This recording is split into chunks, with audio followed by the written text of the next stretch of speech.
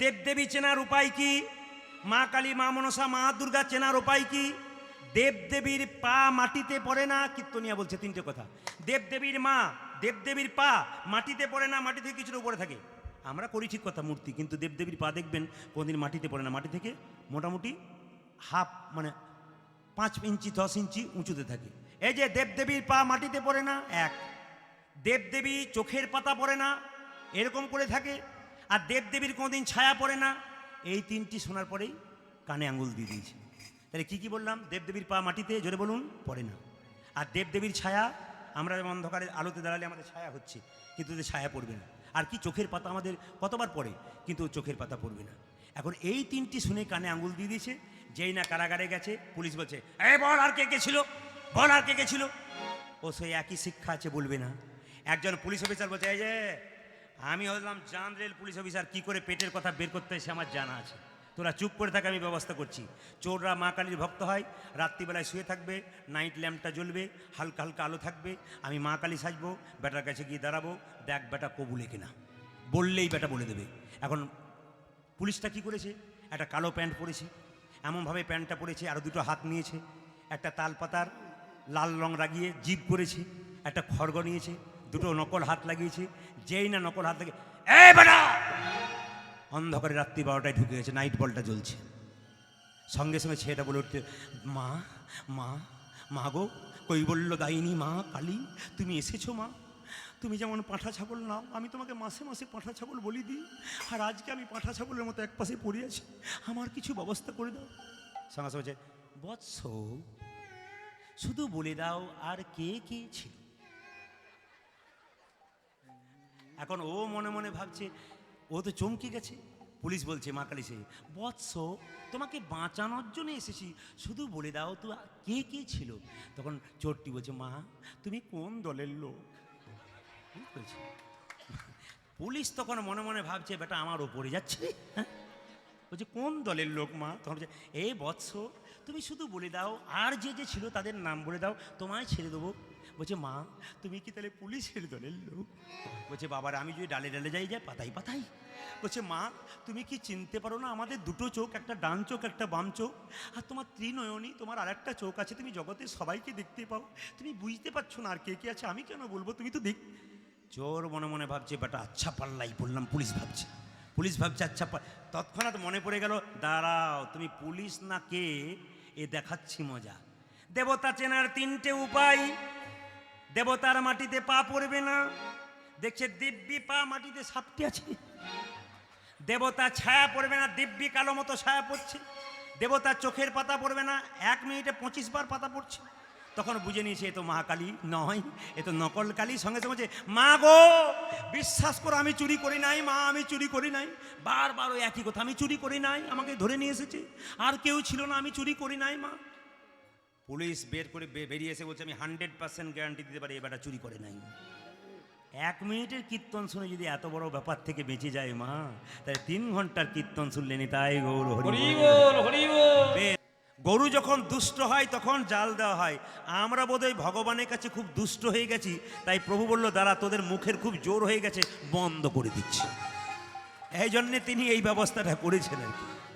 তা যাই হোক, মাস্ক ব্যবহার করবেন, এটা দরকার আছে, নইলে একটু অসুবিধা হতে পারে। আরে বাবা গাছ লাগাবেন, বেড়া দেবেন না। রামকৃষ্ণদেব বলেছে গাছ লাগাবে কিন্তু বেড়া দেবে, ছাগলে খাবার ভয় আছে। এই জন্য বেড়া আমাদের দিতেই হবে, যেহেতু আমরা গাছ লাগিয়েছি। প্রেম সে যিনি কলিযুগের ভগবান নিতাই চাঁদকে নিয়ে জীবের দ্বারে হরিরাম দিলেন। নিতাই চাঁদ বলছে, হ্যাঁ গো ভাই তুই আমায় ডাকলি কেন? সঙ্গে সঙ্গে গৌর হরি বলছে, দাদা তুমি যাকে চোখে দেখবে তাকে হরিনাম দেবে। কিভাবে? এক রাজা 4টে প্রশ্ন, আসতে শব্দ নয়, এক রাজা 4টে প্রশ্ন করেছিল, যদি কেউ উত্তর দিতে পারে।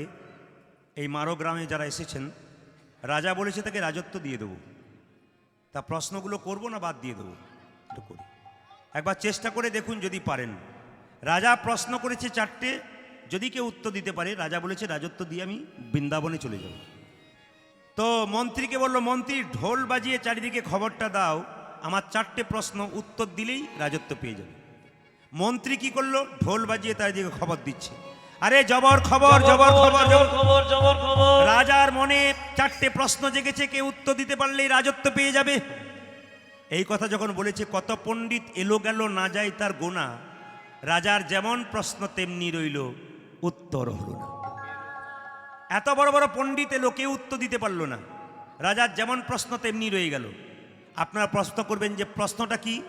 প্রথম প্রশ্ন, ভগবান কোথায় থাকে? দ্বিতীয় প্রশ্ন, ভগবান কি খায়? আর তৃতীয় প্রশ্ন, ভগবান কখন হাসে? আর চতুর্থ প্রশ্ন, ভগবানের কাজ কি? কারো জানা আছে কি? ভগবান কোথায় থাকে? দু একজন দেখাচ্ছে এখানে থাকে। যদি এখানে থাকে তাহলে মন্দিরে যাওয়ার দরকার হবে না। তাহলে ভগবান কোথায় থাকে? দ্বিতীয় প্রশ্ন কি? ভগবান কি খায়? আর তৃতীয় প্রশ্ন কি? ভগবান কখন হাসে? আর চতুর্থ প্রশ্ন কি? ভগবানের কাজ কি? এই প্রশ্ন যখন করেছে, তখন মন্ত্রী যখন দেখলো কেউ উত্তর দিতে পারলো না, খুব মন খারাপ করে রাজবাড়িতে ঢুকছে। একজন ভিখারির ছেলে রাস্তাতে বসে বসে পোড়া রুটি খাচ্ছিল ছেঁড়া কাপড় পরে। ও জিজ্ঞেস করছে, ও মন্ত্রী মশাই, বলি রাজবাড়িতে ভোজ হচ্ছে নাকি? বলে কেন? তাহলে খেতাম। মন্ত্রী রেগে বলল, রাজার হলো মনের জ্বালা, আর এ বেটার হলো পেটের জ্বালা, খালি খাবে খাবে। আরে পেট ভরে খাবি চিরকাল, যদি চারটে প্রশ্ন উত্তর দিবি তাহলে রাজা হয়ে যাবে। ছেলে বলল, তাহলে একবার প্রশ্নটা করো, যদি উত্তরটা দিতে পারি চেষ্টা করে দেখি। তখন সঙ্গে সঙ্গে মন্ত্রী বলল, কত পণ্ডিত এলো তারা পারলো না, আর তুই পারবি কি করে? সঙ্গে সঙ্গে ছেলেটা বলে উঠলো, পণ্ডিত যে জনা আজন্ম কানা, বেটা সবাইকে বোঝায়, নিজেই বোঝে না। দেখবেন আপনারা, বড় বড় পণ্ডিত লোক অনেকে বই টই পড়ে, আপনাকে অনেক কিছু করতে বলে, কিন্তু নিজেই করে না। যেমন ছোট্ট একটা প্রমাণ দিয়ে দিই। একটা গ্রামে একজন ভাগবত পাঠক খুব সুন্দর ভাগবত পাঠ করে। তো ভাগবত পাঠ করে করে বেড়াই। তো তার স্ত্রীর একটু ইচ্ছা হয় যে আমার স্বামী এত দূর দিয়ে ভাগবত পাঠ করে, আমার ইচ্ছা হয় একটু শুনবো। যেমন আমরা কীর্তন করি, আমাদের স্ত্রীর একটু ইচ্ছা হয় যে একটু কীর্তন শুনবো, কিন্তু শোনার কোনো সুযোগ নাই। কেন বলুন তো? এলাকাতে কোনো কীর্তন করি না, লঙে লঙে করি বলে শুনবার সুযোগ পাই না। তাহলে ইচ্ছা জাগে ভেতরে, ভাগবত পাঠকের ইচ্ছা জেগেছে আমার স্বামীর একটু তার স্ত্রীর ইচ্ছা জেগেছে আমার স্বামীর একটু ভাগবত পাঠ শুনবো। ঘটনাচক্রে গ্রামের মোড়ল মশাই বলল, আজকে আমার বাড়িতে পাঠটা হোক। স্ত্রী তখন পাড়ার মেয়েদেরকে বলছে, ও মিনার মা, আজকে আমাদের লোকটির পাঠ হবে, তা শুনতে যাবে? বলছে, হ্যাঁ হ্যাঁ যাবো, দল বেঁধে যাব। এখন ভাগবত পাঠকের স্টেজে উঠেছে, আর ওর স্ত্রী অনেকগুলো মেয়ের মাঝে বসে আছে। তখন ভাগবত পাঠক বলছে, এই যে মায়েরা শুনছেন, সেই দিনটা ছিল একাদশীর দিন, মায়েরা শুনছেন, একাদশীর দিনে বেগুন খেতে নাই, একাদশীর দিনে বেগুন খেতে নাই।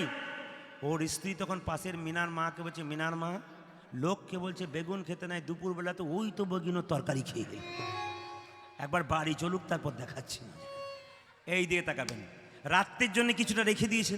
এখন রাত্রিবেলায় যখন আবার বেগুনের তরকারি খাবে বলে তৈরি হয়ে আছে, স্বামী ঢুকছে, কি গো ভাগবত পাঠ কেমন শুনলে? রাখো তোমার ভাগবত পাঠ, বেগুন খেতে নেই, বেগুনের পোকা থেকে আমাকে খাওয়াচ্ছ, তুমি খাচ্ছ, পাপের ভাগি করছো, ভেবেছো কি? এই দেখো বেগুনের ফেলবার কোনো দরকার নাই, খেপি ওটা আমাদের জন্য নয়, এটা এদের জন্য বটে।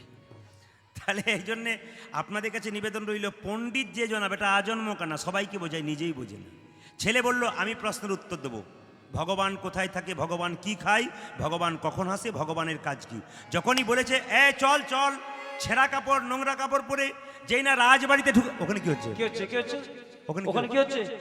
ওইটা ওইখানে আরে অভদ্র মতো দাঁড়িয়ে, না না আপনাদের বলিনি, রাজবাড়িতে রাজা বলছে আর কি, আপনার ওদিকে তাকাচ্ছেন কেন? আসলে ছেঁড়া কাপড় পরে রাজবাড়িতে ঢুকে গেছে, নোংরা কাপড় পরে। রাজা বলছে, ওটা কি হচ্ছে? অসভ্যের মতো দাঁড়িয়ে আছে কেমন? সঙ্গে সঙ্গে ছেলেটি বলে উঠলো, রাজামশাই আমাকে অসভ্য বললেন কেন? বলছে, রাজবাড়িতে ঢুকেছিস, পরিষ্কার কাপড় নেই, নোংরা কাপড় পরে এসছিস, এই জন্য অভদ্র বলছি। সঙ্গে সঙ্গে ছেলেটা বলে উঠলো, রাজামশাই ছোট মুখে বড় কথা হবে, একটা কথা জিজ্ঞেস করব? রাজা বলল, বল। বলছে, কোনো একজন ব্যক্তি সারা জীবন চুরি করলো, দোকান থেকে ভালো কাপড় পরে আপনার সামনে এসে দাঁড়ালো, সে ভদ্রলোক হয়ে যায়? রাজা বলল, মন্ত্রী এ ভিখারি হতে পারে, ভেতরে মাল আছে, মুখে ঝাল আছে, এ বেটা বলতে পারবে বোধহয়। আচ্ছা বল বল, তুই কে? আমি কে জানো? বেশ বেশ, তোর আর ভিক্ষা করার দরকার নেই, তো সুন্দর একটা দিন আসছে, যদি উত্তর দিতে পারিস। বল, প্রথম প্রশ্ন, ভগবান কোথায় থাকে? শব্দ নয়, ভগবান কোথায় থাকে? বেলুনগুলো সরিয়ে দিন, ভক্তদের অসুবিধা হচ্ছে দেখতে। জয় নিতাই। ছেলেকে প্রশ্ন করলো, বল ভগবান কোথায় থাকে? ছেলে বলল, উত্তর দেবো, তবে একটু দেরি আছে। আস্তে আস্তে বলে, কিসের দেরি? এইদিকে তাকাবেন, কিসের দেরি? বলছে, অনেক দূর থেকে এলাম, গলাটা শুকিয়ে গেছে, এক গ্লাস শরবত হবে? রাজা বলল, কে আছিস? কে আছিস? এক গ্লাস শরবত দে, একটু লেবু দিয়ে দিবি। এই বলে যখন এক গ্লাস শরবতটা দিয়েছে, ছেলেটা বলে উঠলো, রাজামশাই এটা শরবত? বলে হ্যাঁ। ছেলে বলল, এটা যদি শরবত তবে চিনি কই? মায়েরা বলুন তো, শরবত করলে চিনি দেখতে পান? তা কেমন আজব প্রশ্ন করেছে দেখুন। বলছে শরবত যদি বটে তাহলে চিনি কই? রাজা বলে উঠলো, এই জন্যে তুই ভিখারি, নইলে প্রফেসর হতে পারতিস। আরে জলের মধ্যে চিনি আছে তা খালি চোখে দেখা যায় না, চুমুক দিলে বোঝা যায়। ছেলে বলল, আপনার এই গ্লাসটার মধ্যেই প্রশ্নের উত্তর আছে, ভগবান কোথায় থাকে? বলে কীরকম? বলছে জলের মধ্যে চিনি আছে তা খালি চোখে দেখা যায় না, চুমুক দিলে বোঝা যায়। ঠিক সেরকম বিশ্ব ব্রহ্মাণ্ডের মধ্যে ভগবান শ্রীকৃষ্ণ চিনির মতো মিশে আছে। যে জন ভক্তির চুমুক দেয় একমাত্র ভগবানকে সেই দেখে। তার মানে কি? ভক্তি যার কৃষ্ণ তার সর্বশাস্ত্রে কয়, ভক্তি না থাকিলে কৃষ্ণ দেখিলেই কি বা হয়। বাহ, এই তোর প্রথম প্রশ্নের উত্তর হয়ে গেল। দ্বিতীয় প্রশ্ন কি? ভগবান ভগবান কি খায়? ছেলে উত্তর দেখুন, রাজামশাই কিছু মনে করবেন না, ভগবান খায় না। মায়েরা বলবেন, মন্দিরে আপেল কলা লেবু নিয়ে যায়, 4টে আপেল 4টে কলা। হাত তুলে বলুন তো কার কাছে খেয়েছে? জোরে বলুন, কারোর কাছে খেয়েছে? এখন মাথা নাড়াচ্ছে, খাই নাই। তাহলে কাল থেকে আর যাবেন না? না না, খাই নাই যদি, তাহলে যাবেন কেন? ছেলে বলছে, রাজামশাই ভগবান খায় না। বলে কি করে বুঝলি? বলছে আমরা খাই, আমাদের ঘরের পাশে একটা পায়খানা ঘর আছে। ভগবান যদি খেত, ওর মন্দিরের পাশে ওর একটা পায়খানা ঘর থাকতো। রাজা বলছে, মন্ত্রী আশ্চর্য ছেলেকে তুমি ধরে এনেছো। এই তত্ত্বের দ্বারা বোঝা ভগবান খায় কিনা? বলে ভগবান খায় না। বলে কেমন? ভগবান দেখে। মায়েরা, যে আপেল কলা লেবু আপনি মন্দিরে নিয়ে যান, ওটা ভগবান দেখে। অহংকারে ভাবে নিয়ে গেলেন না প্রেমের ভাবে নিয়ে গেলেন? তার প্রমাণ কি? শতভাইয়ের দাদা দুর্যোধন কৃষ্ণকে নিমন্ত্রণ করেছিল, এমন খাবার খাওয়াবো বাপ জন্মে ভুলতে পারবে না। ভগবান মনে মনে ভাবলো, তোমার বাড়ি যাব, দরজার সামনে দাঁড়াবো, ঢুকবো না, ঢেকুর তুলে আসবো, পেটে খিদে থাকবে তবু খাবো না, অহংকারের সেবা গ্রহণ করবো না। কিন্তু গিয়েছিল কার বাড়িতে? বিদুরের বাড়িতে। বিদুরের স্ত্রীর কাছে কলা বাদ দিয়ে কলার খোসা খেয়েছিল। কেন? প্রেম ছিল, ভক্তি ছিল। ওই জন্য মায়েরা, দুটো বাতাসাও যদি মন্দিরে নিয়ে যান, বাচ্চাদের শব্দ সামনে বন্ধ করুন, মন্দিরে যদি দুটো বাতাসাও নিয়ে যান, সেই বাতাসা যদি ভক্তি ভরে দেন, ভগবান গ্রহণ করে। বাহ বাহ, তোর প্রশ্নের উত্তর হয়ে গেল তো। এবার 3 নম্বর প্রশ্ন, ভগবান কখন হাসে? আপনার একটু দেখুন ভগবান কখন হাসে। যখন দেখবেন ভাইয়ে ভাইয়ে দড়ি নিয়ে জায়গা টানাটানি করে, মানে জায়গা ভাগা। ওপাস আমার, আরে ওপাস আমার, আরে ওপাস। আপনাদের মারতে নিশ্চয় ভাই ভাইয়ে ঝগড়া নেই? এখানে কোনো ঝগড়া নেই। এসেই শুনেছি ভাই ভাইয়ে কোনো গন্ডগোল নাই। মায়েরা মনে মনে হচ্ছে একটা বাড়ি গিয়ে দেখুন কীরকম ব্যবস্থা হয়ে আছে। নবদ্বীপ মায়াপুরে গান করছিলাম, মহাপ্রভুর জায়গা। ওখানে মেয়েদেরকে জিজ্ঞাসা করছিলাম, এখানে ভাইয়ে ভাইয়ে ঝগড়া নাই? একজন মেয়ে বলছে, দাদা কতজন মারামারি করে হাসপাতালে ভর্তি হয়ে আছে। তাহলে সব জায়গাতেই আছে। বাহ, ভগবান তখন আসে যখন ভাগাভাগি করে। বলে এপাশ ওপাশ করিস না, এমন ওপর পাশে টেনে নেবো বুঝতেই পারবি না। আর ভগবান কখন আসে? ধীরে। যখন দেখবেন একজন অসুস্থ ব্যক্তি মৃত্যুর সঙ্গে লড়াই করছে, ছটপট ছটপট করছে, ডাক্তারবাবু এসে বলছে, কাঁদছো কেন? আরে আমি তো এসছি ভালো করে দেবো। ভগবান বলছে, নারদ এ ডাক্তারের ঠিকানা নিয়ে রাখো তো, আমার হাতে গ্যারান্টি কার্ড, বেটা গ্যারান্টি দিয়ে বেড়াচ্ছে, ওরই গ্যারান্টি নাই, বাড়ি যাবে, এমন হ্যাঁচকা দিয়ে তুলে নেবো না। ভগবান তখন হাসে। বাহ বাহ, তুই তো দারুণ উত্তর দিয়েছিস, পণ্ডিত পারলো না ভিখারি। আচ্ছা, শেষ প্রশ্নের উত্তর দিলেই রাজা হয়ে যাবি। ছেলে বলল, না না, এটা আমি কাজে উত্তর দেবো, কথাই দেবো না। বলে কীরকম? রাজামশাই শেষ প্রশ্ন ছিল ভগবানের কাজ কি? তাহলে এক কাজ করুন, আপনি সিংহাসন থেকে নামুন। রাজা বলছে নামবো না। ছেলে বলছে, না নামলে উত্তরই হবে না। রাজা বলছে নামবো না। বলছে না নামলে উত্তরই হবে না। রাজা জোর করে যখন নেমেছে, ছেলে তখন সিংহাসনে গিয়ে বসে দিয়েছে। যেই না বসে দিয়েছে, রাজা বলছে নাম নাম। বলছে উত্তর আপনার হয়ে গেল। ভগবানের কাজ এই, কাউকে রাজা করা, কাউকে ভিখারি করা। আমি ছিলাম কি? ভিখারি, হলাম রাজা। তুমি ছিলে কি? রাজা, হলে ভিখারি। তাই তো কবি গাইলেন, শ্যাম সুন্দর কি? যাক, বেড়েছে, খুশি হলাম। মদন মোহন কি? বাহ, বহুত খুশি। আজকে যখন বাড়ির গান, তখন আপনাদের সামনে নিবেদন রাখলাম।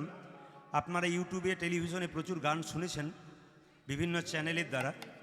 আজকে যে গানটা গাইব আপনাদের শোনা গান, কিন্তু তত্ত্বের মাধ্যমে। শ্রীখণ্ড গ্রাম যদি কেউ যান, বর্ধমান জেলার, সেখানে গোপীনাথ আছে, দেখবেন গোপীনাথের মন্দির। সেই গোপীনাথের মন্দিরে দেখবেন গোপীনাথের হাতে অর্ধেকটা পাথরের নাড়ু আছে। ওই নাড়ুটা পাথরের হলো কেন, এই তত্ত্বটা জানবার জন্য লীলাটি। আর আপনাদের শিখিয়ে দিই, আপনারা এখানে তাকিয়ে দেখুন আমার সামনে, এই বাতাসাটা আমার থালার মধ্যে আছে। হরে কৃষ্ণ, ধীরে। বাতাসাটা আমার থালার মধ্যে আছে। এই বাতাসা প্রসাদ কীর্তনের শেষে আপনারা নিয়ে যাবেন। প্রশ্ন করবেন এই বাতাসা প্রসাদ নিলে কি হয়। ছোট্ট ভক্ত রঘুনন্দন গোপীনাথের পুজো করবে এবং সেই প্রসাদ যদি আপনারা বাড়ি ভক্তি ভরে নিয়ে যান তাতে লাভ কি কি আছে। যেমন বাড়ির বাচ্চাটি খুব চঞ্চল, মা খুব মানে কি হয়, খুব বিরক্ত হয়ে যায় বারবার, বাচ্চা তখন চঞ্চলতা হয়। আপনি প্রত্যেক বৃহস্পতিবার এই বাতাসাটা এক টুকরো করে একটা তুলসী পাতার সঙ্গে বাচ্চার মুখে দিয়ে 3 বার বলবেন, জয় গোপীনাথ, জয় গোপীনাথ, জয় গোপীনাথ, এই বলে 3 বার দেবেন। না না, এক বৃহস্পতিবার দিলে হবে না, প্রতি বৃহস্পতিবার। প্রশ্ন করবেন এইটুকু বাতাসা কি করে প্রতি বৃহস্পতিবার হয়। একটা কাজ করবেন আপনারা, এইটুকু বাতাসা নিয়ে যাবেন ঠিক কথা, কিন্তু বাড়িতে যে হরি মন্দির আছে না, হরির লুট দিয়ে দেবেন। সেখানে যে বাতাসাটা হবে না, একটা কৌটোতে ভরবেন, এই বাতাসা গুঁড়ি করে ওতে ভেঙে রেখে দেবেন। প্রত্যেক বৃহস্পতিবার এক টুকরো করে তুলসী পাতা, একটা তুলসী পাতা এক টুকরো করে বাতাসা জয় গোপীনাথ বলে দেবেন। বাড়িতে কোনো অসুস্থ ব্যক্তি খুব ছটপট ছটপট করছে, প্রমাণ দেখবেন, যদি ভক্তি ভরে দেন, আপনার ভক্তি থাকলে হবে, বিশ্বাস থাকলে হবে। আর যার বিশ্বাস নাই তাই গৌর হরি বল, তার কোনো লাভ নাই, তার দেওয়া না দেওয়াটাই ভালো। আপনি দেবেন তাকে জয় গোপীনাথ বলে, দেখবেন অনেক কষ্ট দূর হয়ে যাবে। দেখবেন বাড়িতে টাকা পয়সা ধন দৌলত সব কিছু আছে, আমি একটা জিনিস বললাম, শান্তি নাই। যেমন কালকে আমি যেখানে গান গাইছিলাম ঝাড়খণ্ডে, ওখানে পরপর 3 বছর গেলাম লক্ষ্মী পুজো উপলক্ষে। তো যে বাড়িতে আমার বাসা প্রথম বছর 1 তলা, আবার দ্বিতীয় বছর গেছিলাম তখন 2 তলা করেছি, এবছর গেলাম তখন দেখছি 3 তলায় বাসা দিয়েছে। জিজ্ঞাসা করলাম, দাদা বাড়ি তো বেশ উঠাচ্ছেন। আর বলবেন না, মাথার ঘাম পায়ে ফেলে বাড়ি করলাম, 3 তলা বাড়ি। বললাম কেমন আছেন? আর বলবেন না দাদা, শান্তি নাই। বলে কেন? স্ত্রী থাকে আমি থাকি 3 তলায়, স্ত্রী থাকে 1 তলায়, কথাও নাই, দেখাও নাই, শান্তি নাই। বড় ছেলে বোম্বাই, ছোট ছেলে দুবাই, কেউ কারোর মধ্যে কোনো কথা নাই। বাবা, গাড়ি বাড়ি টাকা পয়সা থাকলে শান্তি হয় না। এই শান্তি যদি কারো বাড়িতে নাই, তাহলে এক কাজ করবেন, এই তুলসী এই বাতাসাটা নিয়ে গিয়ে তুলসী মন্দিরে গাছের গোড়াতে বৃহস্পতিবার দিন এইভাবে গুঁড়ি করে দিয়ে দেবেন।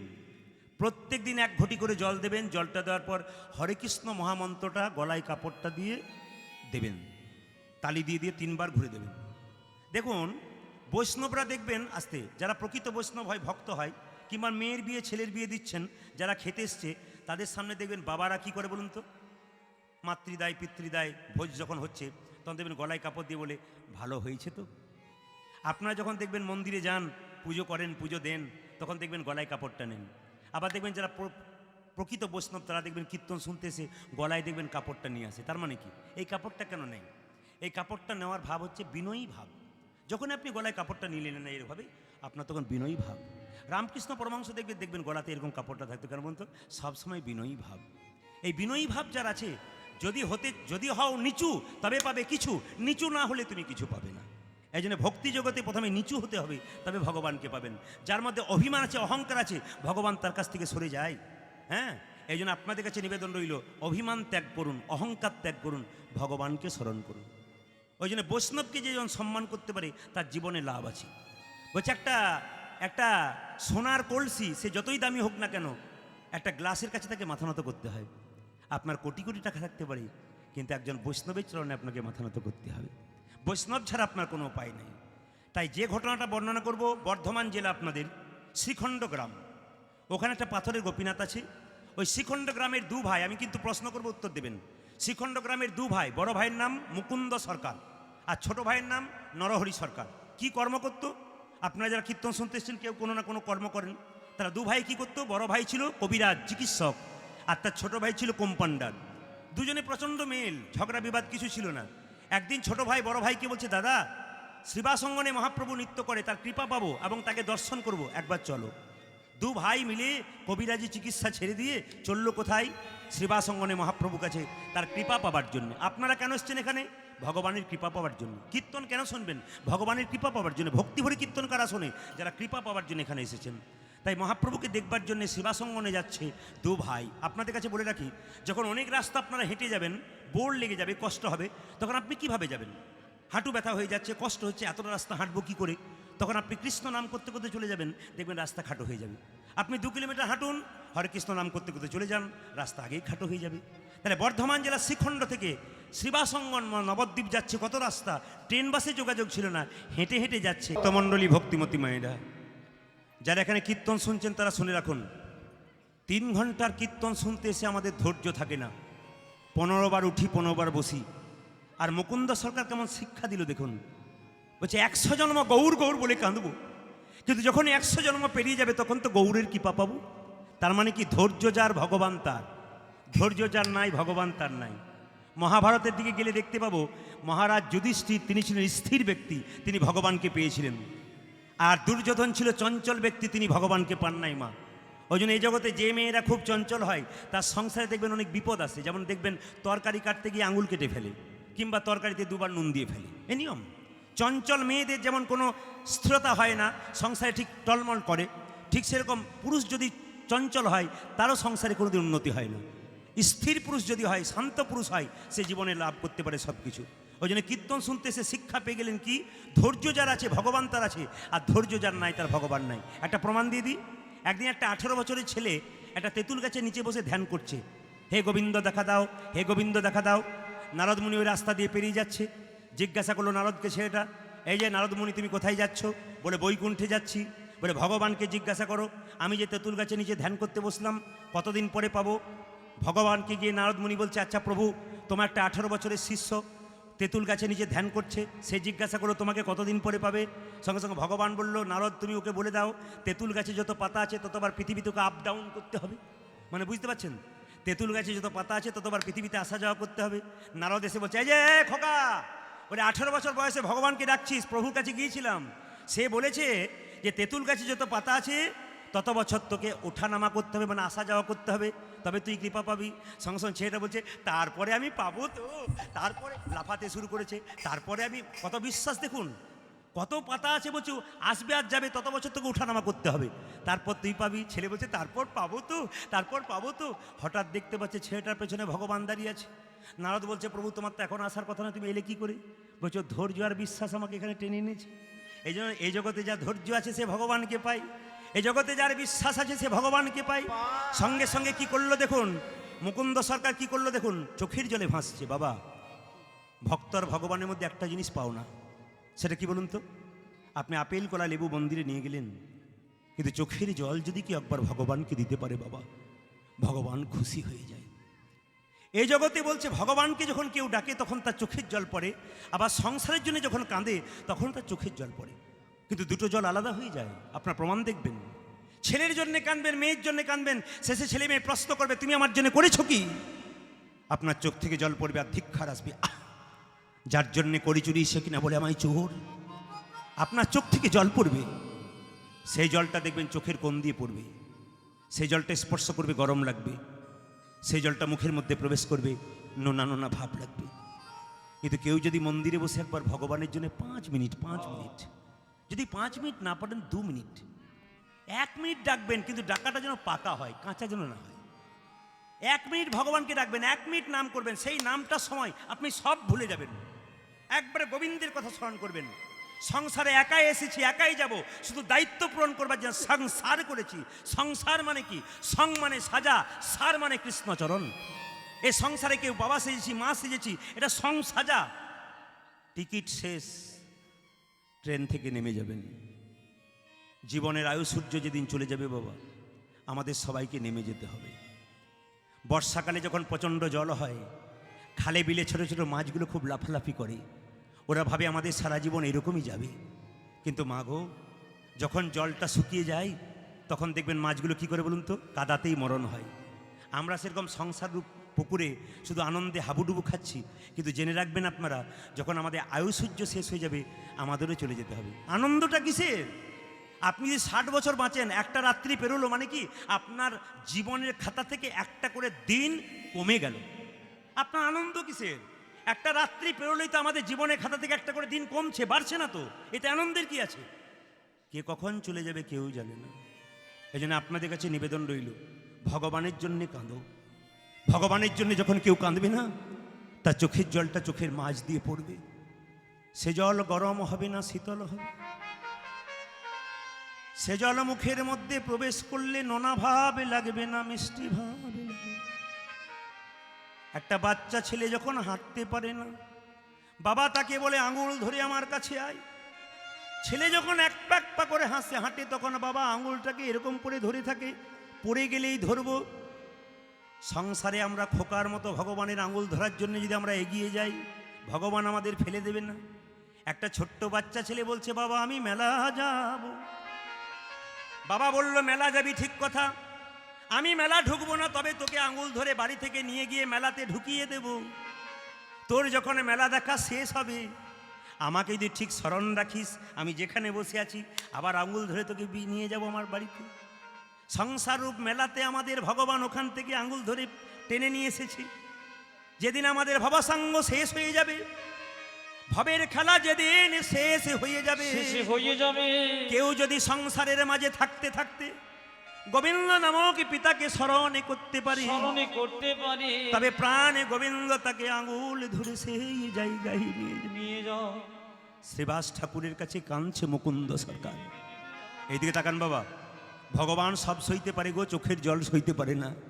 মহাপ্রভু ডাকলো মুকুন্দকে, মুকুন্দ এদিকে এসো, এদিকে এসো। দেখুন মুকুন্দের ভাবটা দেখুন, ঠাকুর ঠাকুর আমাকে ডেকেছো? হ্যাঁ। আমার ভাইকে তুমি কৃপা করলে, আমাকে করলে না কেন? মহাপ্রভু বলল, শোনো মুকুন্দ, এ সংসারে যারা বড় ভাই হয় না, তাদের দায়িত্ব সবচাইতে বেশি থাকে। এগুলো মহাপ্রভু বাণী মন দিয়ে শুনবেন, যারা কীর্তন শুনতে এসছেন। বলছে এ সংসারে যারা বড় ভাই হয় তাদের দায়িত্ব সবচাইতে বেশি থাকে। বলে কেন? বনের মধ্যে বড় বড় গাছগুলো যেমন ছোট ছোট গাছগুলোকে ঝড়ঝঞ্ঝা থেকে রক্ষা করে, এই সংসারের যে বড় ভাই হয় মা, সে সংসারের সমস্ত ঝড় ঝঞ্ঝা দাদা বুক পেতে নেয়, মাথা পেতে নেয়। তোমার দায়িত্ব সবচাইতে বেশি। তোমরা দুজনে মিলে যদি হরিনাম করতে আসবে না, বাড়ির লোক সব না খেয়ে মরবে, লোকে আর হরিনাম করবে না। তোমার ভাইকে আমার সঙ্গে রাখলাম, তোমাকে পাঠিয়ে দিলাম শিখণ্ডে, তুমি শিখণ্ডে চলে যাও, তোমার কিছু কাজ আছে। তুমি যেহেতু আমার কৃপা পাওয়ার জন্য এসছো, কৃপা মানে করে পাওয়া, এত কষ্ট করে হেঁটেছো, আমি কৃপা করলাম। কৃপাটা কি? তুমি কাল থেকে বাড়িতে গিয়ে যাকেই চিকিৎসা করবে তারই রোগ ভালো হয়ে যাবে। এর থেকে কি প্রমাণ দেখলেন আপনারা? যারা কীর্তন শুনতে এসছেন কোনো না কোনো কাজে নিযুক্ত আছেন।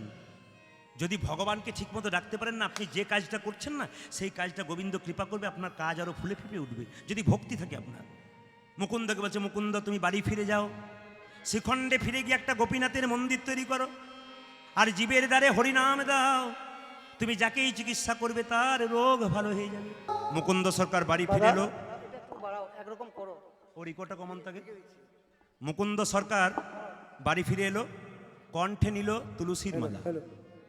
আমার দিকে তাকাবেন, এতজন কীর্তন শুনতে এসছেন, যারা তুলবেন হাই তাদের মনে হবে এবার বাড়ি যাই।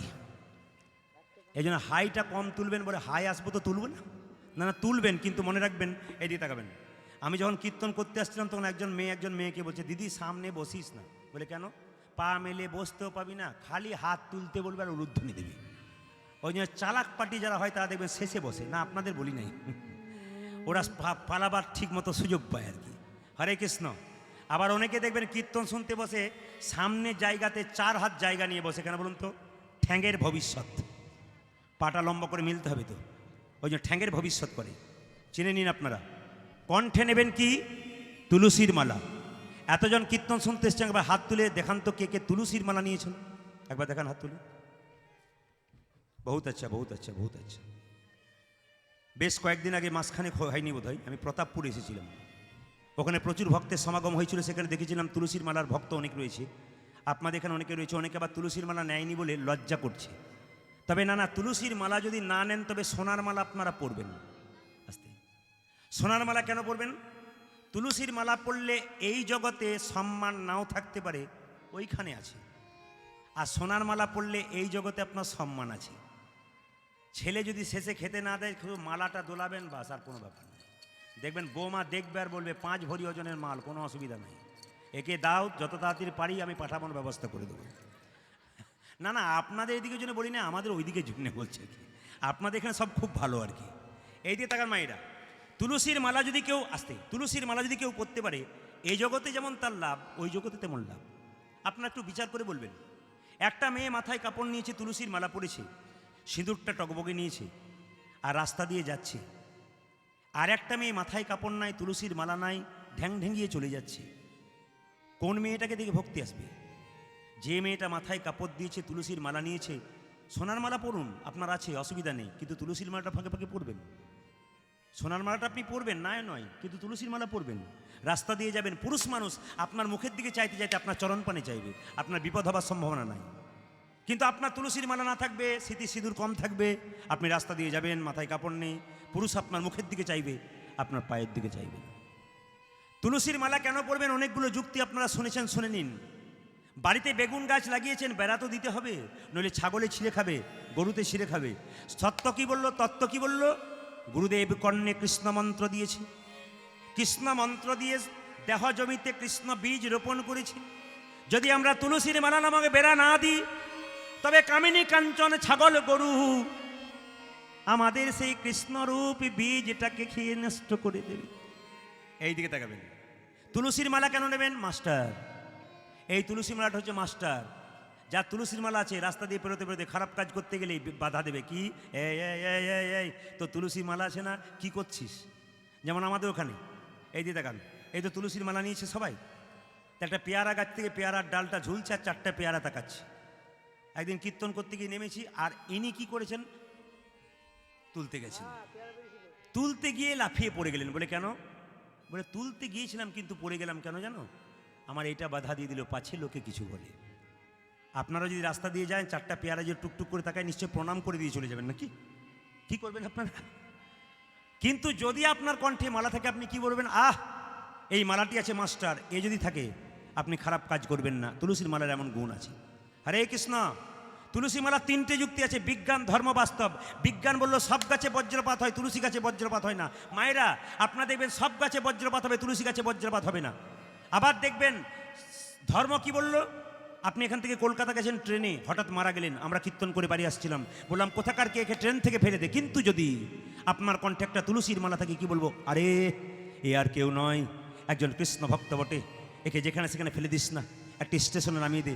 কোনো সাধুগুরু বৈষ্ণবের কৃপা হলে দেহটা সৎকার করে দিবি। ও মা, আপনার কণ্ঠে তুলসীর মালা থাকলে যে কোনো জায়গায় পড়লে মরলে আপনার দেহ সৎকার হয়ে যাবে। তুলসীর মালা না থাকলে কি বলবো? আরে কোথাকার কে, একে ট্রেন থেকে ফেলে দে। তুলসীর মালা আপনি রাখবেন, সম্মান হয়ে যাবে। শুধু তাই নয়, রাত্রি 12টার সময় আমার দরজায় ধাক্কা দিচ্ছেন, দরজা খুলুন। দরজার ফাঁক থেকে দেখলাম আপনি কে। কণ্ঠে তুলসীর মালা থাকলে ভাববো না না, এ তো চোর নয়, এ বদমাইশ লোক নয়, ভালো লোক। এর কণ্ঠে তুলসীর মালা। আপনার আশ্রয় হবে, বাড়ির ভেতর না হোক, আপনার বারান্দাতেও হবে। কেন? আপনি রাত্রিতে আশ্রয় পাবেন। এইটা এমন গুণ আছে, এটাকে আপনারা রাখবেন। আর বাস্তব যুক্তি কি? আপনাদের মারো গ্রামে কারো বাড়িতে ভোজ হচ্ছে, প্রচুর কুকুর দেখবেন দরজায় ঘোরাঘুরি করছে। সব কুকুরকে লাঠি দিয়ে তাড়িয়ে দেবেন, কিন্তু ওই কুকুরগুলোর মধ্যে একটা কুকুরের গলা যদি বেল্ট বাঁধা থাকে, তাকে মারতে গিয়ে তার কি করবেন? থমকে যাবেন। এই জগতে কণ্ঠে যার তুলসীর মালা নামক বেল্ট আছে, এই জগতে কেউ আপন থাকে না থাকে, একজন আপন থাকে, তিনি হলেন ভগবান কৃষ্ণ। শ্রীকৃষ্ণ কৃষ্ণকে যে জন আপন করতে পেরেছে, তার আবার চিন্তার কি ভয় আছে গো, কি ভয় আছে গো। বাবা এই দিয়ে তাকাবেন। এই ধর্মটা পূর্বজন্মের কর্মফল। আর দেখে শেখা, আস্তে আস্তে বুদ্ধিমান দেখে শেখে, আর বোকা ঠকে শেখে। দেখবেন অনেকে হরিনাম কখন করে জানেন বলুন তো? শরীরে কঠিন রোগ হয়ে গেল, ডাক্তার জবাব দিয়ে দিল, তখন একজন বলল হরি ছাড়া উপায় নাই, তখন সে হরিকে ধরল। আগে থেকে যদি হরিকে ধরেন না, আর ডাক্তারের কাছে যাবার কোনো দরকার নেই। এই জন্য আপনাদের কাছে প্রেসক্রিপশন লেখাবার দরকার নেই। সাধুগুরু বৈষ্ণব যারা হয়, তারা কবার ডাক্তার দেখায়? আমরাই তো ডাক্তার দেখিয়ে বেড়াই, কেন বলুন তো? আমরা তাদের মতো কর্ম করতে পারিনি বলে আমাদের ডাক্তারের কাছে যেতে হয়। কিন্তু তুলসীর মালাকে যদি কেউ রাখতে পারে, দেহ পবিত্র হয়ে যায় মা, অনেক রোগ দূর হয়ে যায়। শুধু তাই নয়, আপনার গঙ্গা স্নান হচ্ছে না, দেহ অপবিত্র হয়ে আছে, আপনি তুলসীর মালা পরে প্রত্যেক দিন স্নান করুন, শাস্ত্র বলছে আপনার গঙ্গা স্নান ওইখানেই হয়ে গেল। যদি তুলসীর মালা না থাকে, তাহলে কি গঙ্গা স্নান হবে না? আপনি জল ঢালবেন, তখন গঙ্গে গঙ্গে বলে জল ঢালবেন। মুকুন্দ সরকার প্রত্যেক দিন গোপীনাথের পুজো করে, মা হরে কৃষ্ণ, প্রত্যেক দিন গোপীনাথের পুজো করে, কিন্তু ফুল তুলতে যায়। এই কয়েকদিন আগে লক্ষ্মী পুজো গেল, আপনার ফুল তুলতে গেছিলেন, কিন্তু ফুল গাছ থেকে ফুল যখন তুলবেন, তখন কিন্তু এমনি তুলে নেবেন না, না বলে তুললে কি করা হয়? চুরি করা হয়। না বলে নিলে চুরি করা হয়। তুলসী গাছের ফুল গাছের সামনে যাবেন, ফুল গাছকে বলবেন, হে বৃক্ষ মাতা, তুমি তোমার বক্ষ বিদীর্ণ করে যে ফুল দিয়েছো, সেটা আমি চয়ন করব গোবিন্দকে দেবার জন্যে।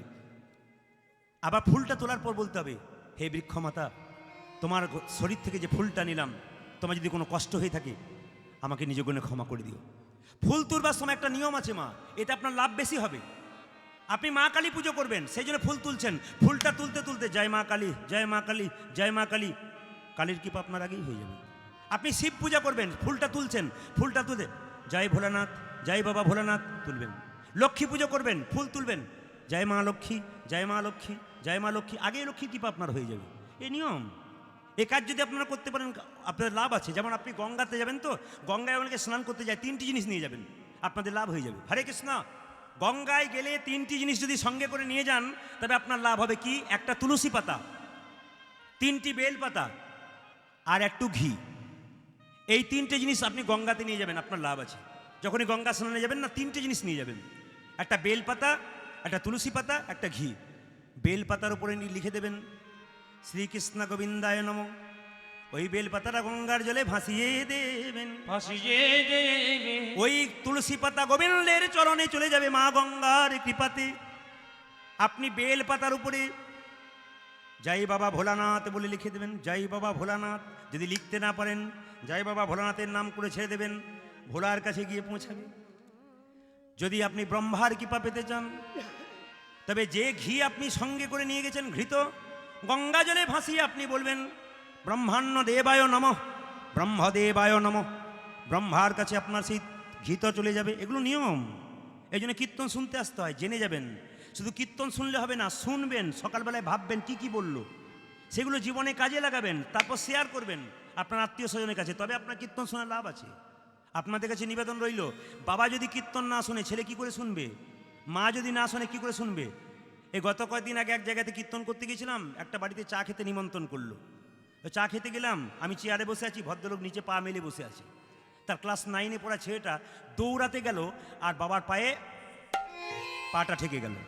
বাবা জিজ্ঞেস করে, এদিকায় এদিকায়, কীর্তনিয়া বসে আছে দেখতে পাচ্ছিস, আমার পায়ে তোর পা ঠেকে গেল, তুই প্রণাম করলি না, পালিয়ে যাচ্ছিস? বলছে বাবা কি করে প্রণাম করবো? বলে কেন? পরশু তারিখে দাদুর পায়ে তোমার পা ঠিকলো, কই তুমি তো প্রণাম করো নাই। আপনার কাছে নিবেদন রইল, খুব ভালো কথা শুনে রাখবেন, আপনি বাবা হয়েছেন, কীর্তন না শুনলে আপনার ছেলে কোনোদিন মানুষই হবে না। এই জগতে মানুষ তৈরি করা কোনো যন্ত্র না, একমাত্র যন্ত্র হরিনাম, তাছাড়া কোনো জায়গায় মানুষ তৈরি করা যায় না। আপনি বলবেন স্কুলে শিক্ষিতদের মানুষ হয়, বহু শিক্ষিত মানুষ আছে নিজে খায়, মা বাবাকে দেয় না, তাহলে মানুষ হলো কি করে? মনুষ্যত্ববোধ জাগবে কোথায়? একমাত্র হরিনামে, বাকি কোনো জায়গাতেই নাই। মুকুন্দ সরকার তুলসীর মালা কণ্ঠে নিল, গোপীনাথের মন্দির তৈরি করলো। তখন বাংলার একজন মুসলমান নবাব, তার নাম হোসেন শাহ, তার পেটের যন্ত্রণা হলো, সে চিকিৎসা করানোর জন্য ছুটে এলো। দেখলো মুকুন্দ সরকার দরজার সামনে দরজাটাকে বন্ধ করে জানলাটাকে খুলে গোপীনাথের পুজো করছে, আর অনেক লোক লাইন দিয়ে দাঁড়িয়ে আছে। নবাব হোসেন শাহ কী করলো? বাবা আমাকে একটু জায়গা করে দে, আমি বুড়ো মানুষ। হোসেন শাহ কী করলো? ফকির সেজে এসছে। কেন? মুকুন্দ কবিরের একটা শর্ত ছিল, সে গরিবের চিকিৎসা করে, বড় লোকের করে না। তাই মুকুন্দ সরকারের এই কথাটা মনে পড়ে গেছে যে নবাব সেজে গেলে হবে না, আমাকে ফকির সেজে যেতে হবে।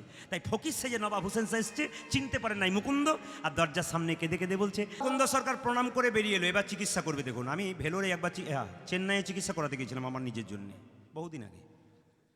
পশ্চিমবাংলার বহু ডাক্তার আমাকে জবাব দিয়েছিলেন। 1 বছর কীর্তন বন্ধ করে দিয়েছিলাম প্রায়। তো যখন চেন্নাই গেলাম, তখন যে ডাক্তারবাবুকে দেখাচ্ছিলাম, সেই ডাক্তার নাম হচ্ছে জোসেফ ভিটাচিল, জাতিতে তিনি খ্রিস্টান, ইংরেজিতে তার সঙ্গে কথা বলতে হয়। বলেছিলাম আপনি আমাকে চিকিৎসা করবেন, ভালো হবে তো? ওনার টেবিলে দেখলাম যীশু খ্রিস্টের ছবি রয়েছে, ওনার টেবিলে দেখলাম কৃষ্ণ গোপালের ছবি রয়েছে। আমাদের পশ্চিমবাংলাতে অনেক ডাক্তার আছে, দেখবেন গোপাল বিশ্বাসই করে না, নিজেকেই বিশ্বাস করে। কৃষ্ণের ছবিতে অনেকে প্রণামও করে না, অনেক ডাক্তার আছে প্রণাম করে, কিন্তু বেশিরভাগ করে না। কিন্তু ওই ডাক্তারগুলো কী করে? টেবিলে ওই ছবিগুলোকে রাখে আর প্রণাম করে তারপর চিকিৎসা আরম্ভ করে। উনি একটা কথাই বলেছিলেন, উনি আছেন না, ওনার ওপরে বিশ্বাস রাখুন, আমি রেখেছি, ঠিক তো হয়ে যাবেই, উনি বললেন। আপনাদের কাছে নিবেদন, ওনারা ভগবানকে বিশ্বাস করে কাজ করে, ওদের কাজ সফল হয়।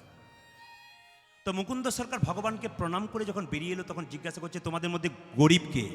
নবাব হোসেন শাহ ফকির সেজে বলল, এই যে বাবা, আমি সব চাইতে গরিব। কি হয়েছে তোমার? পেটের যন্ত্রণা। জামাটা খুলো, জামাটা খুলো। নবাব মনে মনে ভাবছে, আমি বাংলার নবাব, আমাকে জামা খুলতে বলছে। ও জানে না আমি কে, চিনতে পারে না এই ফকির সেজে আছি বলি। জামা খুলবো, রোগ ভালো না হলে তোমার একদিন কি আমার একদিন, মনে মনে ভাবছে। আচ্ছা এত দেরি করলে হবে? এত লোক লাইন দিয়ে, ওরে বাবা জামাটা খুলো। নবাব যখন জামাটা খুলে দিল, বেশ জামা খুলেছে, এবার কাজ করো তো, মাটির বারান্দাতে 2বার গড়াগড়ি দিয়ে দাও। নবাবের তখন মাথায় রক্ত চেপে গেছে, কালের কাল বর্ষাকাল হরিণে চাটে ভাগের গাল, নেহাত বেকায়দায় পড়েছি বলে রোগ ভালো না হলে আমি কে তোমাকে বুঝিয়ে দেবো। আরে বাবা গড়াগড়ি দাও, যেই না গড়াগড়ি দিয়েছে অমনি চমকে উঠে বলল, কবিরাজ কি তোমার বারান্দাতে ওষুধ দেওয়া থাকে নাকি? বলে কেন? যেই না গড়াগড়ি দিলাম অমনি আমার অর্ধেকটা পেটের রোগ ভালো হয়ে গেল। মুকুন্দ সরকার বলল, আরে বাবা সবাইকে ওষুধ দিতে দিতে এক আধটু পড়ে যাই, হয়তো তোমার সেটা কাজে লেগে গেছে। আসল তত্ত্বটা কি? ওটা নয়। আসল তত্ত্বটা কি? এই পরশু তারিখে আমি ছিলাম হুগলিতে। তো যেখানে ছিলাম, যাদের বাড়িতে ছিলাম তাদের বাড়িতে একজন ভক্ত এসেছেন, তিনি কিন্তু কোভিড-19 মানে তিনি কিন্তু একেবারে পাক্কা করোনা পেশেন্ট। আমি জানি না শুনি না চলে গেছি। উনি কলকাতা থেকে এসছেন, এই 1 মাস ভালো হয়েছে। উনি তখন প্রার্থনা করেছিলেন, প্রভুর কাছে যদি ভালো হয়ে যায় তো আমি কীর্তন দেবো, দিলে প্রদীপ পালেরই দেবো। ফাঁকে ফাঁকে আমাকে পেয়েছেন। আপনাদের কাছে নিবেদন রইল, তার সঙ্গে কলকাতায় অনেকগুলো মেয়ে এসেছে ওদের ফ্ল্যাট থেকে। তো কীর্তন যখন শেষ হয়ে গেল তখন দেখছি একটা মেয়ে ছোট্ট একটা গোপালকে কোলে করে নিয়ে আমার কাছে দেখা করতে এলো। তো বললাম, আপনি কলকাতার মেয়ে গোপাল কোলে নিয়ে কী করছেন? বলছে, আমি কলকাতা থেকে এসেছি গোপালকে কোলে নিয়ে। আপনাদের চা দিলাম না, তখন আমি চা খেতে গিয়ে আমার মনে পড়ে গেল আমার গোপালকে তো চা দিন। তাহলে কত বিশ্বাস দেখুন গোপালের প্রতি। আবার কি বলছে দেখুন, গোপালটাকে কোলে নিয়ে বলছে, এ খুব দুষ্টু জানেন। বলে কেন? যখন একটু অসুবিধা হয় না স্বপ্ন দিয়ে দেয় আমাকে। তার মানে কত রকম বিশ্বাস আছে দেখুন। যেখানে হরিনাম হলো, সুন্দর কাপড় পরেছে মেয়েটি, যখন সবাই চলে গেল সেই ধুলোতে গড়াগড়ি দিয়ে দিলেন। কেন? ভক্তপদ ধুলিয়ার ভক্তপদ জল, ভক্তপদ জল, ভক্ত ভক্ত শেষ হয় 3 মহাবল। তিন মহাবল, ভক্তের চরণ জল, যিনি পরম বৈষ্ণব তার চরণ জল যদি কেউ পান করতে পারে তবে কি হবে? এইদিকে তাকান। গঙ্গা থেকে জল আনবেন, ঘোলা লাগবে, বোতলে ভরে লাগবেন, পরিষ্কার হয়ে যাবে। বৈষ্ণব যদি প্রকৃত হয় তার চরণ ধোয়া জল আপনি রাখুন, ঘোলা লাগবে, 10 দিন পরে দেখবেন বোতলে পরিষ্কার হয়ে গেছে। কেন? বৈষ্ণবের চরণ জলের একটা গুণ আছে। আমরা ঠাট্টা করেছি জীবাণু থাকবে, খাই নাকি? আগেকার মানুষ খায় নাই, আগেকার মানুষ ভক্ত হয় নাই। আজকে আমাদের বিচার বেড়ে গেছে বলে যেখানে বিচার আছে সেখানে ভগবান নাই। এত বিচার করতে গেলে হবে না, বিশ্বাসটা পাকা থাকতে হবে, গোবিন্দ আপনার হয়ে যাবে। এই জন্য মুকুন্দ সরকার বলল, আরে তা নয়, আসল তত্ত্ব কি? কত ভক্ত চিকিৎসা করাতে এসছে, তাদের চরণের ধুলিতে গড়াগড়ি দিয়েছে, ব্যাস তার রোগ সেরে গেছে। দেখি দেখি দেখি হাঁ করো তো, আসল ওষুধটা দিয়ে দিই। যেই না হাঁ করেছে আসল ওষুধটা দিয়ে দিয়েছে। যেই না আসল ওষুধটা দিয়েছে, নবাব চিৎকার করে বলল, মুকুন্দ! মুকুন্দ বলল, কার এত বড় সাহস যে আমার নাম ধরে ডাকে? আমি হলাম সারা বাংলার নবাব হোসেন শাহ। নবাব আপনি? হ্যাঁ। তোমাকে পরীক্ষা করতে এসেছিলাম তুমি কত বড় কবিরাজ। তবে দেখলাম তুমি সত্যি বড় কবিরাজ। এই যে দেখলাম তুমি সত্যি বড় কবিরাজ। তবে তোমার এখানে থাকা হবে না, তুমি চলো আমার সঙ্গে। কোথায়? আমার গৌড়ে, মালদা জেলাতে মুসলমান রাজত্বে, সেখানে যাবে। মুকুন্দ সরকার রাত্রিবেলায় কেঁদে কেঁদে মহাপ্রভুকে বলছে, প্রভু তুমি তো আমায় জীবের দ্বারে হরিনাম দিতে বলেছিলে, হরিনাম দিতে বলেছি। যাদের পয়সা আছে টাকা আছে তারা তো বড় বড় ডাক্তারকে দেখায়, কিন্তু তুমি আশীর্বাদ করেছিলে আমি বড় কবিরাজ হব। আরে কবিরাজ হয়ে আমি গরিবের চিকিৎসা করব। তুমি তো আমাকে এই আশীর্বাদ করো নাই। এই সুন্দর শ্রীখণ্ড ছেড়ে আমি গৌড়ে মুসলমানের বাড়ি যাব কেমনই করি? রাত্রিবেলায় মহাপ্রভু বলছে, মুকুন্দ তুই কাঁদিস না, ঈশ্বর যা করে তাই মঙ্গলের জন্যই করে। তুই যে শ্রীখণ্ডে যাবি, তোর শ্রীখণ্ড থেকে মুসলমানের কাছে যাবি, নবাবের কাছে যাবি, তোর মঙ্গল হবে। মুকুন্দ সরকার রাত্রিবেলাতে কি করছে? নারায়ণের ভজনা করছে। কোথা নারায়ণ বলে বারবার কাঁদছে। আপনারা যেভাবে এঁটে সেটে বসছেন তাতে আমি সিদ্ধান্ত নিলাম 3টে পর্যন্ত কীর্তন করব।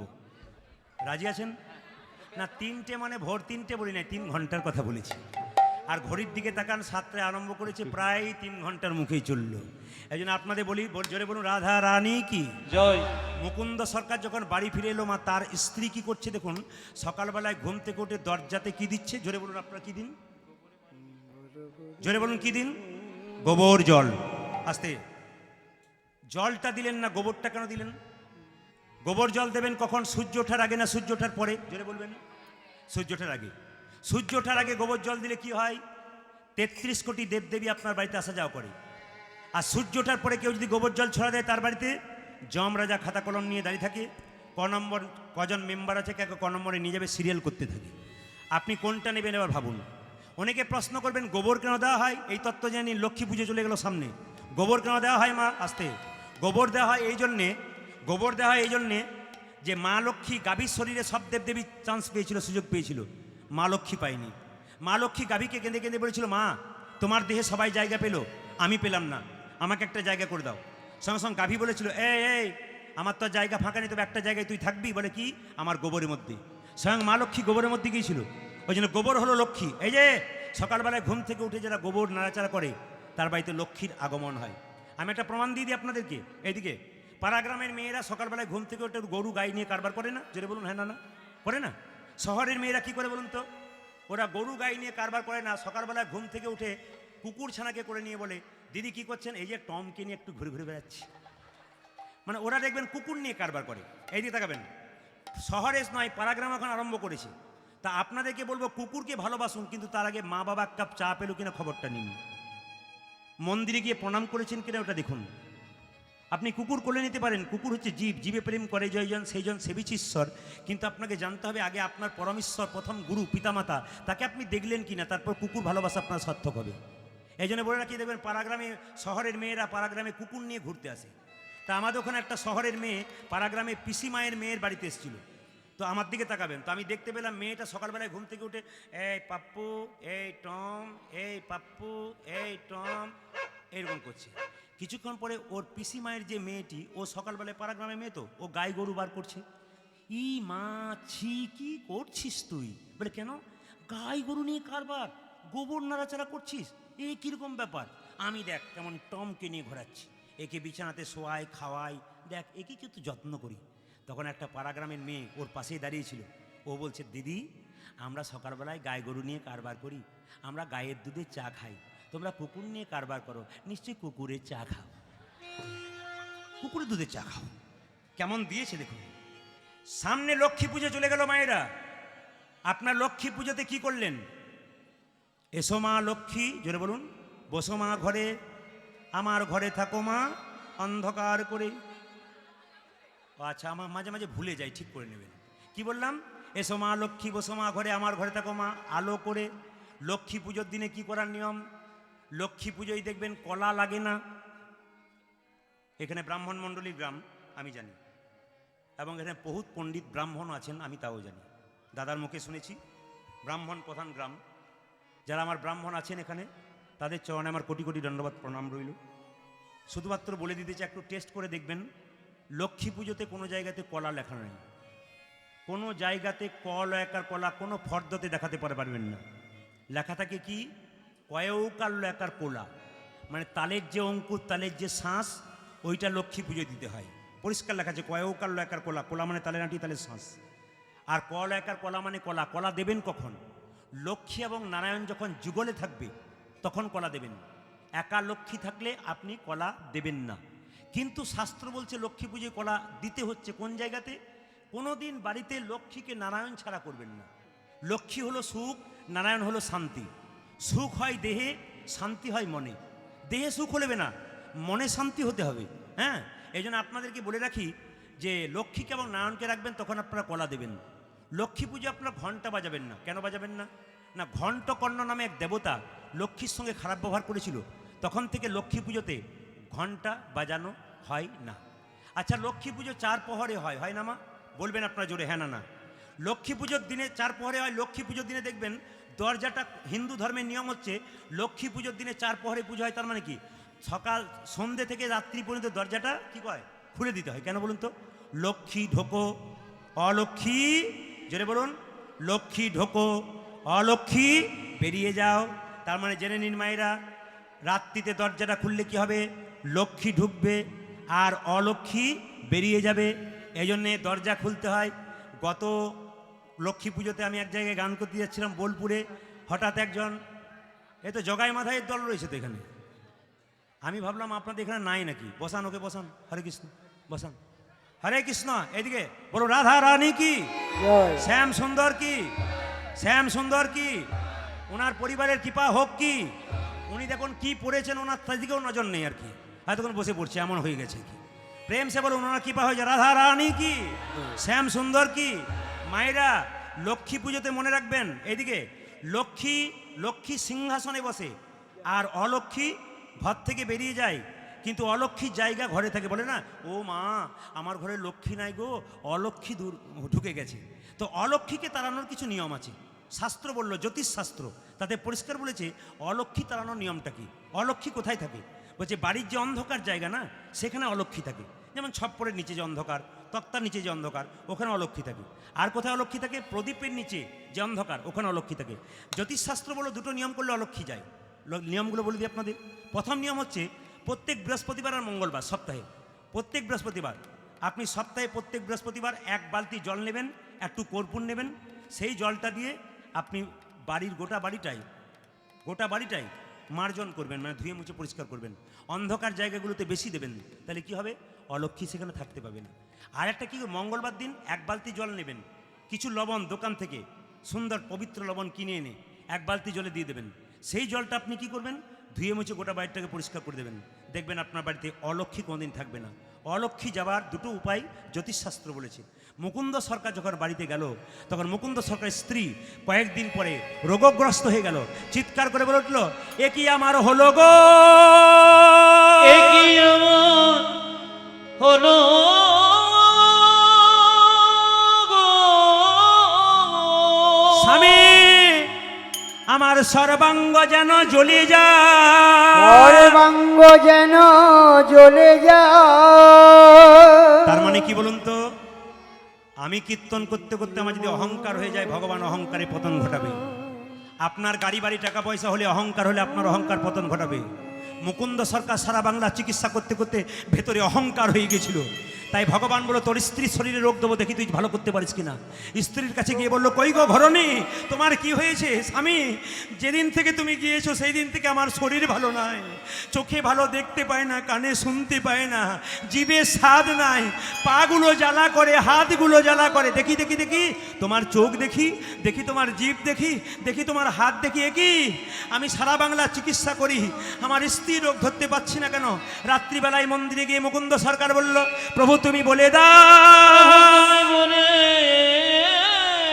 দাও, হে প্রভু তুমি বলে দাও, হে প্রভু তুমি বলে দাও। আছাড় খেয়ে পড়লো মুকুন্দ সরকার মহাপ্রভুর চরণে।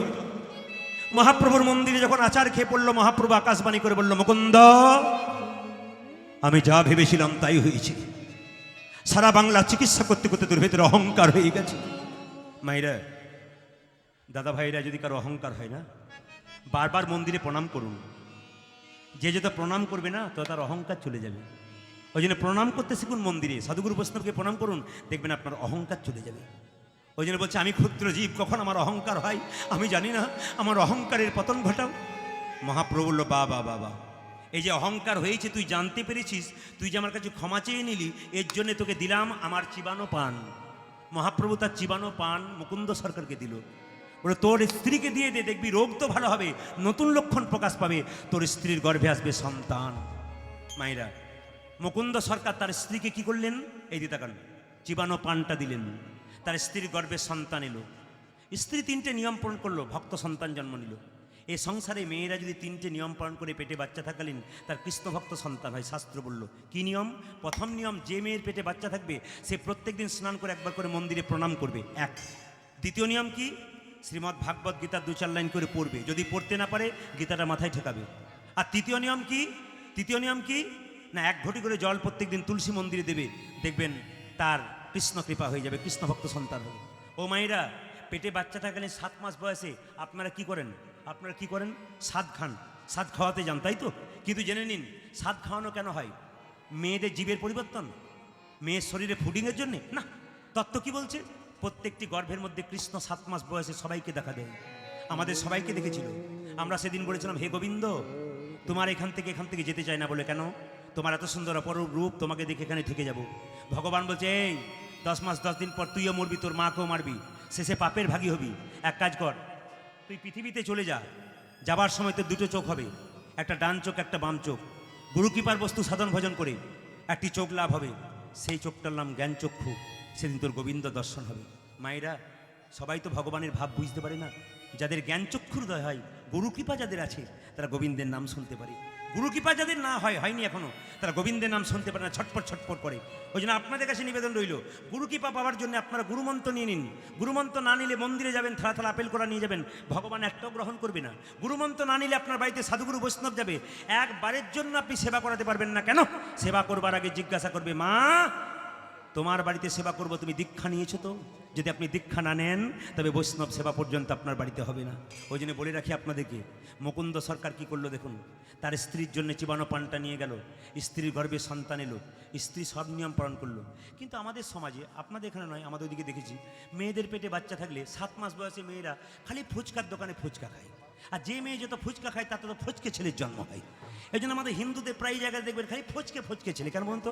কীর্তন শুনতে যাবে দেখবেন খালি এমনি এমনি করবে। কেন বলুন তো? চুলটাকে বাগাতে বাগাতে কীর্তন শেষ আর কি। এই জন্য ফচকে ছেলে কিছু জন্ম হয়, কিন্তু যারা ভক্ত সন্তান, ভক্ত মা হয়েছেন, তাদের ভক্ত সন্তান হয়েছে। একবার সবাই মিলে বাবু হয়ে বসুন, রঘুনন্দনের জন্ম হচ্ছে সরস্বতী পুজোর দিনে। বনের পশু যদি বস হয়তো ও বস হবে না বলে? আপনারা যত না নাচলো চাইতে তো বেশি নিচে দিয়েছে, এবং নাচতে নাচতে এত সুন্দর ব্যালেন্স রেখেছে, এরকম করে পড়তে পড়তে রয়ে গেল। কিন্তু গোবিন্দকে ঠিক ব্যালেন্সটা রেখেছে আর কি। এই যে তাকান, বলুন রাধা রানী কি? বাহ বাহ, যত রাত বাড়ছে আপনাদের শব্দও বাড়ছে। শ্যাম সুন্দর কি? মদন মোহন কি? হরিবাসর কি? মুকুন্দ সরকার বাতাসাটাকে নিয়ে আসতে মন্দিরে পুজো করছে। তার আগে আপনাদের বলে দিয়ে যাই, ভগবানকে ভজনা করবেন না আসতে। এই জগতে যদি কেউ ভগবানকে ভজনা করতে পারেন দাস হয়ে, বাচ্চা শব্দ বন্ধ করুন, তবে গোবিন্দের কৃপা পাওয়া যায়। যে যেখানে বসে আছেন মায়েরা, দাস হয়ে ভজনা করেছিল কে আসতে? হনুমান। একটা পশুকুলে জন্ম নিয়ে হনুমান যদি ভগবানকে ভজনা করতে পারে, মানুষ হয়ে আমরা কি করলাম? না না না না না না না না না, আপনারা কর্ম করবেন, বিচার করবেন। আমি যে মানুষ হলাম, আমার কর্ম কি? পশু যদি কর্ম করে দেখাতে পারে, আমরা কি করলাম? আমরা যেখানে আসছি, বীরভূমের শ্রীপাঠ ময়নাডাল, আপনার নাম শুনেছেন, ময়নাডাল মহাপ্রভু মন্দির। ওখানে অবাক হয়ে যাবেন মায়েরা, যখন দেখবেন অন্নপ্রসাদ দেওয়া হয় না, কোথাও কুকুর নাই। যখনই মহাপ্রভুর পরমান্নটা দেওয়া হয় না, তখন কোথা থেকে কুকুর এসে পাতাটাকে তুলে নিয়ে চলে যায়।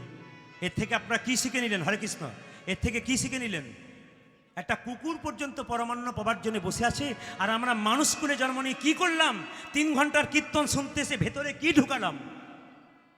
সীতামাকে যখন হনুমান উদ্ধার করল, সীতামা আদর করে হনুমানকে একটা মতির মালা দিল। মতির মালা দিল। ওরে হনুমান রে, এই দিয়ে তাকাবেন, ওরে হনুমান রে, তুই যখন আমায় উদ্ধার করলি, তবে তোকে মতির মালাটা আমি দিলাম, যতন করে রাখবি। যতন করে রাখি। পশুর ভক্ত দেখুন, পশু কত বড় ভক্ত। হনুমান যখন মতির মালাটা পেল, এই মালা পেয়ে প্রথমে কপালে ঠেকালো, তারপর কানে ঠেকালো, তারপর চোখে ঠেকালো, তারপর নাক দিয়ে শুকে শুকে দেখল, তারপর দাঁত দিয়ে কেটে কেটে 64 টুকরো করে দিল। তত্ত্ব বলছে দাঁত দিয়ে কেটে 64 টুকরো করলো। 63 কেন হলো না? 62 কেন হলো না? 64 কেন হলো? এইদিকে এই 64 টুকরো কলিযুগে 64 মহান্ত রূপে এলো।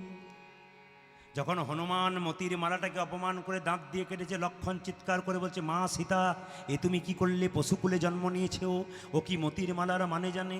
তোমার মতির মালাকে অপমান করেছে। হনুমানকে অপমান করছে লক্ষণ। সীতামাকে বলছে, সীতামা, এ তুমি কি করেছো? বানরে সপিলে মতি, মতিতে তারা নাই মতি। অনাসে কাটে তারে দন্তে, শিশু মানে না দেবতা, এ মানুষই পূজে তারে জ্ঞানবন্তে। এইদিকে বানরকে যদি মতির মালা দাও, বানর মতির মালার মানে কি জানে?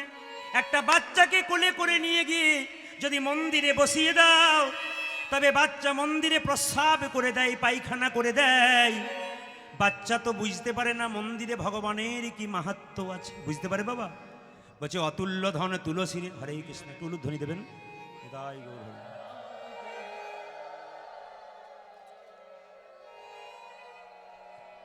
অতুল্য ধন তুলসী রে, তুমি যারে তুলসী রে, কথাগুলো নজর দেবেন, মানেগুলো বুঝতে পারবেন না।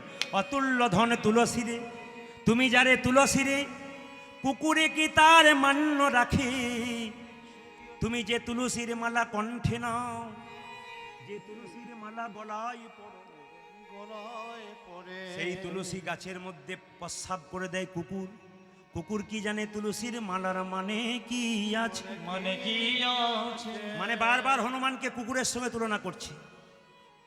ওই যে তুমি কি জানো না লক্ষ্মী সুখ অতি সুখের পাখি, সুখ পাখি বড় সুখের পাখি, তাকে যতন করে রাখলেও তার শরীরে রোগ হয়। সুখ পাখিরও রোগ হয়, ব্যাধি তাকে রাখে যতন করে, ব্যাধি যতন করে রাখতে পারে না। বারবার যখন হনুমানকে অপমান করছে, সঙ্গে সঙ্গে সীতামা লক্ষণের কথা শুনে বলল, এ হনু, তুই আমার মালাকে কেন অপমান করলি বল? হনুমান কেঁদে কেঁদে বলে, মা গো। বাবা গো। এই প্রেমের কথাগুলো শুনবেন, আর এই কথাগুলো শুনবার সময় আস্তে আস্তে বাচ্চারা যদি চিৎকার করে তাদেরকে চুপ করে বসিয়ে দিন, কারণ একটা কথা ফাঁক হয়ে গেলে আপনাদের জীবন থেকে কিন্তু সেটা ঢুকবে না। এইদিকে তাকাবেন মায়েরা, এইদিকে। হরে কৃষ্ণ। একবার শব্দ নয়, ওখানে শব্দ নয়। এই যে এই যে এই যে এই যে লক্ষ্য করুন কি বলছি।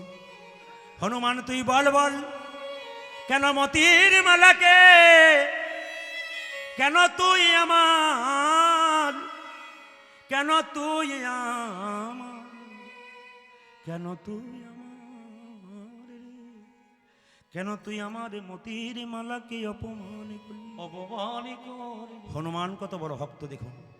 সীতা মায়ের চরণে প্রণাম করে বলল, মা গো, যাকে একবার মা বলে ডেকেছি,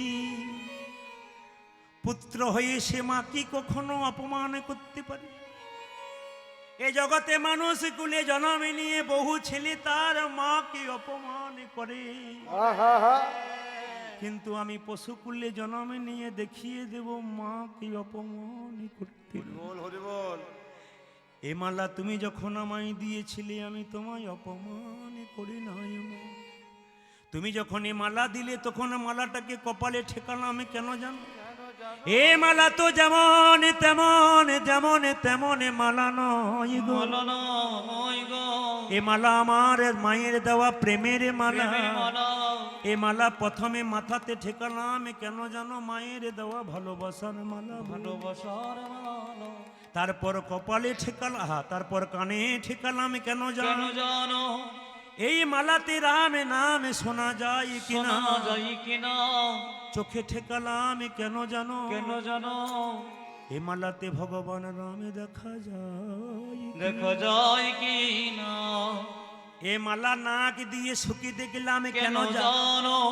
এ মালাতে, এ মালাতে রামে অঙ্গের গন্ধ পাওয়া যায় কি? পাওয়া যায় কিনা? জীব দিয়ে চেটে চেটে দেখলাম কেন জানো? কেন জানো? এ মালাতে রাম চরণের তুলসীর স্বাদ। সাথে পাওয়া যায় কিনা? প্রেম প্রেম। এ মালাতে তুলসীর চরণের স্বাদ পাওয়া যায়। সাথে পাওয়া যায় কিনা? যে মালাতে রাম নাম শোনা যায় না, রাম দেখা যায় না, রাম অঙ্গের গন্ধ পাওয়া যায়, সে তো অলংকার নয়, সে তো কলঙ্কের হার। কলঙ্কের হার। তাই সেই মালাকে আমি দাঁত দিয়ে কেটে কেটে ফেলে দিলাম। কেটে ফেলে দিলাম। সেই মালাকে আমি, সেই মালাকে আমি দাঁত দিয়ে কেটে কেটে ফেলে দিলাম। বেশ বেশ বেশ, একটু আশীর্বাদ করে দিন। আসুক। আচ্ছা ঠিক আছে, আশীর্বাদ করে দিন। হয় না, হয়তো এভাবেই তো ভক্ত হয়ে যায় সবাই। হরে কৃষ্ণ। এই দেখুন, দেখেছেন তো কি অবস্থা? বলুন হরে কৃষ্ণ। প্রণাম করো, প্রণাম করো, জোরে বলুন। প্রণাম করুন। দেখুন বলছি হরে কৃষ্ণ, বলছেন না। কাকা আচ্ছা এসেছে, এইটাই কৃপা। আবার সবাই মিলে বলুন নিতাই গৌর হরি হরি বল। বল হরি বল। বেশ, যাও বাবা, খুব খুশি, যাও খুব ভালো। বাড়ি যাও। ঠিক আছে। ঠিক আছে ঠিক আছে, নিচে নামুন। বসো বসো। ঠিক ঠিক ঠিক ঠিক ঠিক। কাল থেকে মিষ্টি খেও, হ্যাঁ যাও, মিষ্টি খাবে কাল থেকে। প্রেম সে বলুন রাধা রানী কি। এই যে তাকাবেন মায়েরা, প্রেমটা দেখুন। এ তো অলংকার নয়, কলঙ্কের হার। তাই আমি দাঁত দিয়ে কেটে কেটে ফেলে দিলাম। লক্ষণ তখন তাড়াতাড়ি কেঁদে কেঁদে বলে, হনুমান রে, আমি রামচন্দ্রের ভাই লক্ষণ। আমার মনে অভিমান ছিল, অহংকার ছিল, আমি ভগবানের ভাই। আজকে তোকে দেখে আমার সব অহংকার দূর হয়ে গেল। তুই আমায় শিখাইয়ে দে কেমন করে রামে ভজনা করতে হয়। হরি বল হরি বল। হনুমান কেঁদে কেঁদে বলে, লক্ষণ, যদি আমি রামকে কত ভালোবাসি তা দেখাবো কেমন করে জানো? এই দিকে তাকান। লক্ষণকে বললে, তোমার তীরটা দাও। যেই না তীরটা দিয়েছে, হনুমান বক্ষ বিদীর্ণ করেছে। দেখে একা রাম নয়, দেখে সীতারামের যুগল। বাতাসা প্রসাদটা নিয়ে যাবেন, একটু বলে দিই ফাঁকে। আজকে যখন মায়েরা নিয়ে যাবেন তখন কাপড়ে কোণে বেঁধে নিয়ে যাবেন, ব্যাগে নেবেন না। কাপড়ের কোণে যত্ন করে বেঁধে শ্রীহরির নাম করে নিয়ে যাবেন। দাদা ভাইয়েরা পকেটে নিয়ে যাবেন যত্ন করে বাড়ির জন্যে। বাতাসা কম আছে, যদি কেউ একটা পান 4 টুকরো করে ভেঙে আরও 4 জনকে দেবেন। স্বার্থপরের মতো এরকম ভেবে নেবেন না, যাক আমি একটা পেয়ে গেলাম বেঁচে গেলাম, তা নয়। আপনার দ্বারাই যদি আরও 5 জনের মঙ্গল হয় তার জন্য ভেঙে ভেঙে সবাইকে দেবেন। আপনি বড় মন দেখিয়ে যাবেন, আপনার চিরকাল মনটা বড়ই থেকে যাবে। আর যদি মনে করেন আমি 2টো পেয়ে গেছি, কাউকে দেখাই নাই, নিয়ে চলে যাব, আপনি সেটা কিন্তু করবেন না। নিবেদন আপনাদের সামনে। আসুন, যারা আমাকে টাকা দিতে আসছে আমি তাদেরকে বারবার অভিনন্দন জানাবো। এই জন্যে আর একটা কথা জানাবো, কীর্তন শেষ হওয়ার পর আপনারা দেবেন, কীর্তন চলাকালীন নয়, কারণ একটা ডিস্টার্ব হয়ে যায় কীর্তনে। এই জন্য বলে যায়, বাড়ির বাচ্চাদের মানুষের মতো মানুষ করুন। এই দিয়ে তাকাবেন মায়েরা। বাচ্চার মন কচি বাঁশের মতো, যেদিকে বাঁকাবেন সেদিকে বাঁকবে। বাঁশ মোটা হয়ে গেলে আস্তে এদিকে, বাঁশ মোটা হয়ে গেলে আর ভাঙবে না বাবা। মোটা হয়ে গেলে কচি বাঁশ বাঁকবে যেদিকে। বাচ্চার ছোট থাকবে, শিক্ষা দেবেন। চাণক্যদেব বলল, বাচ্চার 5 বছর পর্যন্ত কোনো দোষ ধরবে না, খেলবে, পড়বে, ভাঙবে। কিন্তু বাচ্চার যখন ওমায়েরা 5 থেকে 15 বছর বয়স থাকবে তখন কি করবেন, তাকে শাসনের চোখে রাখবেন, নইলে ছেলে বিগড়ে যাবে। যখনই ছেলে মেয়ের বয়স এই দিয়ে তাকাবেন 16 হয়ে যাবে, তখন তার সঙ্গে বন্ধুর মতো ব্যবহার করবেন। এই দিয়ে তাকাবেন, সবাই বলুন রাধা রানী কি জয়। একটা সুন্দর কথা শুনে রাখুন। হচ্ছে এপিজে আব্দুল কালাম বলেছেন, আমাদের রাষ্ট্রপতি ছিলেন, তিনি বলেছেন যে মায়ের পেটটা হচ্ছে প্রথম স্কুল। ওখানে দিন, মায়ের পেটটা হচ্ছে, হরে কৃষ্ণ, মায়ের পেটটা কোন স্কুল জোরে বলুন, প্রথম স্কুল। আর সংসারের পরিবেশটা কোন স্কুল জোরে বলুন, দ্বিতীয় স্কুল। আর কোন স্কুল, তৃতীয় স্কুল। যেখানে বাচ্চাদেরকে পড়াবেন ওটা হচ্ছে তৃতীয় স্কুল। একটু প্রমাণ দিয়ে দিই, আপনার বাচ্চাকে আমি যেমন শেখাবেন আপনার বাচ্চা সেরকম শিখবে। আমি একটা ছোট্ট প্রমাণ দিয়ে দেবো আপনাদের। একটি মেয়ে 18 বছর বয়স হয়ে গেল, তার যখন বিয়ে হয়ে গেল, সে যখন শ্বশুর বাড়ি যাচ্ছে, কাঁদতে কাঁদতে যাচ্ছে, মা তখন বলছে, খুকি কাঁদিস না, তোর বাবা সপ্তাহে সপ্তাহে যাবে। আরে বাবা দিনে দিনে যাবে, চিন্তা নেই, বারবার সান্ত্বনা দিচ্ছে। কিন্তু মেয়েটি মানে মা মেয়েটাকে বলছে, ওরে খুকি শ্বশুর বাড়ি চললি, শ্বশুর মশাইকে সম্মান করবি, শাশুড়িকে ভালোবাসবি, যত্ন করবি, তবে আমাদের নাম হবে, বলবে ভালো বংশের মেয়ে এসছে।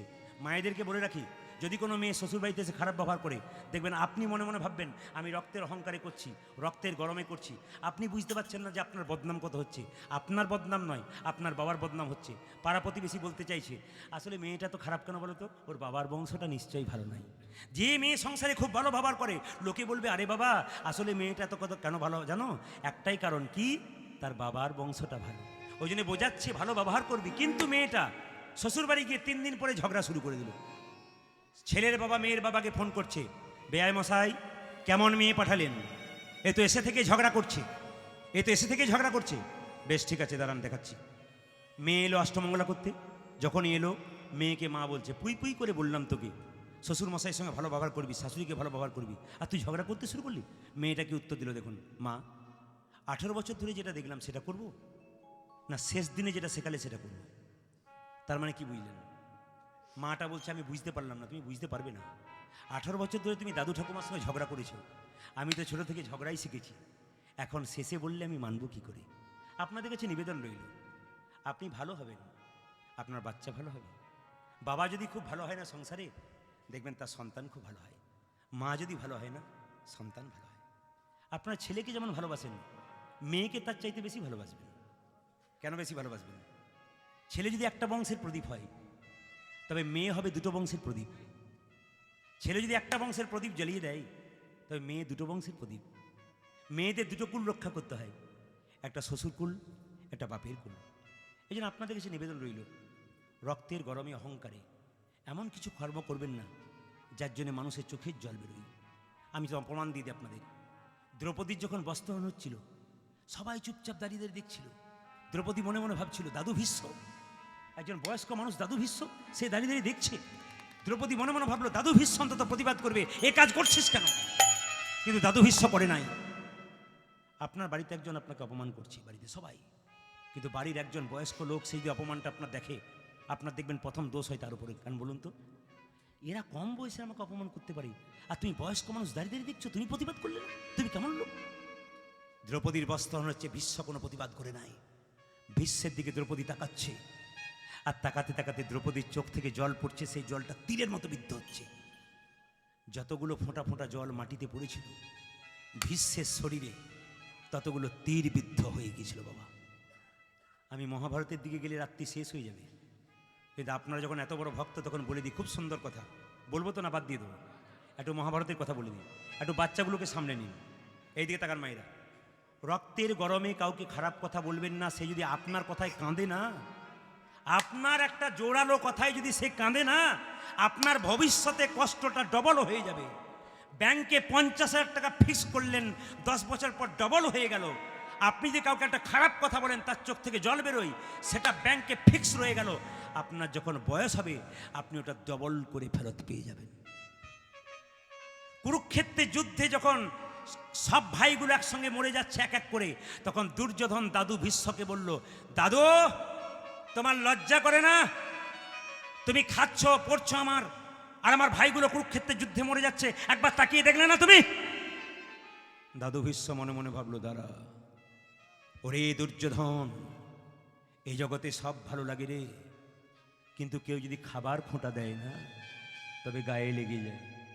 তুই আমায় খাবার খোঁটা দিলি, তবে এক কাজ কর, আমি রাত্রিবেলায় শুয়ে থাকবো, তোর স্ত্রী ভানুমতিকে রাত্রি 12টার সময় আমার কাছে পাঠিয়ে দিবি। যখন পাঠিয়ে দিবি, তাকান, যখন পাঠিয়ে দিবি না, আমাকে প্রণাম করবি, আমি আশীর্বাদ করে দেব, স্মৃতির সিঁদুর অক্ষয় থাকবে। দুর্যোধন গেল ভানুমতির কাছে। ভানুমতি, কি সুযোগ আছে, আস্তে আস্তে সুযোগ আছে, কুরুক্ষেত্রের যুদ্ধে জিতে যাব, রাত্রি 12টা, চলো চলো চলো। কোথায়? আরে দাদু ভীষ্মকে প্রণাম করে দাও, প্রণাম করলেই দেখবে তোমাকে আশীর্বাদ করে দেবে, আর আমাদের কোনো ভাই মরবে না, পঞ্চপাণ্ডব মরে যাবে। ভানুমতি বলল, আজ যাব না, কালকে সকালবেলায় যাব। এখানে একটা শিক্ষা শিখে নিন। প্রত্যেকটা কীর্তনের তত্ত্বের মধ্যে কি শিক্ষা আছে দেখুন। আপনাদের এই খুব ধৈর্যের পরীক্ষা দেখে আমি এগুলো ছাড়লাম। ভক্তের মধ্যে চঞ্চলতা থাকলে আমরা এমন এমন ডোজ দিই যেখানে ভক্তকে স্থির বসার চান্স আমরা করে দিই, কিন্তু আপনাদের এই ধৈর্য দেখে আমি এই জিনিসগুলোকে আস্তে আস্তে ছাড়ছি। লক্ষ্য করুন, ভানুমতি বলল, আজ যাব না, কাল যাব। ভালো কাজ দেরি করতে নাই, শুভস্য শীঘ্রম, অশুভস্য কালহরম। শুভ কাজ তাড়াতাড়ি করতে হয়, অশুভ কাজ, শুভ কাজ তাড়াতাড়ি না করলে কাল এসে আপনার সব শেষ করে দেয়। দুর্যোধনের স্ত্রী ভানুমতি বলল, কাল যাব। সুযোগ নিল কে? কৃষ্ণ। রাত্রি 12টার সময় গেল কার কাছে? দ্রৌপদীর কাছে। তাকাবেন, জায়গাগুলো দেখবেন, দ্রৌপদীর কাছে। দ্রৌপদী, দ্রৌপদী, প্রেম।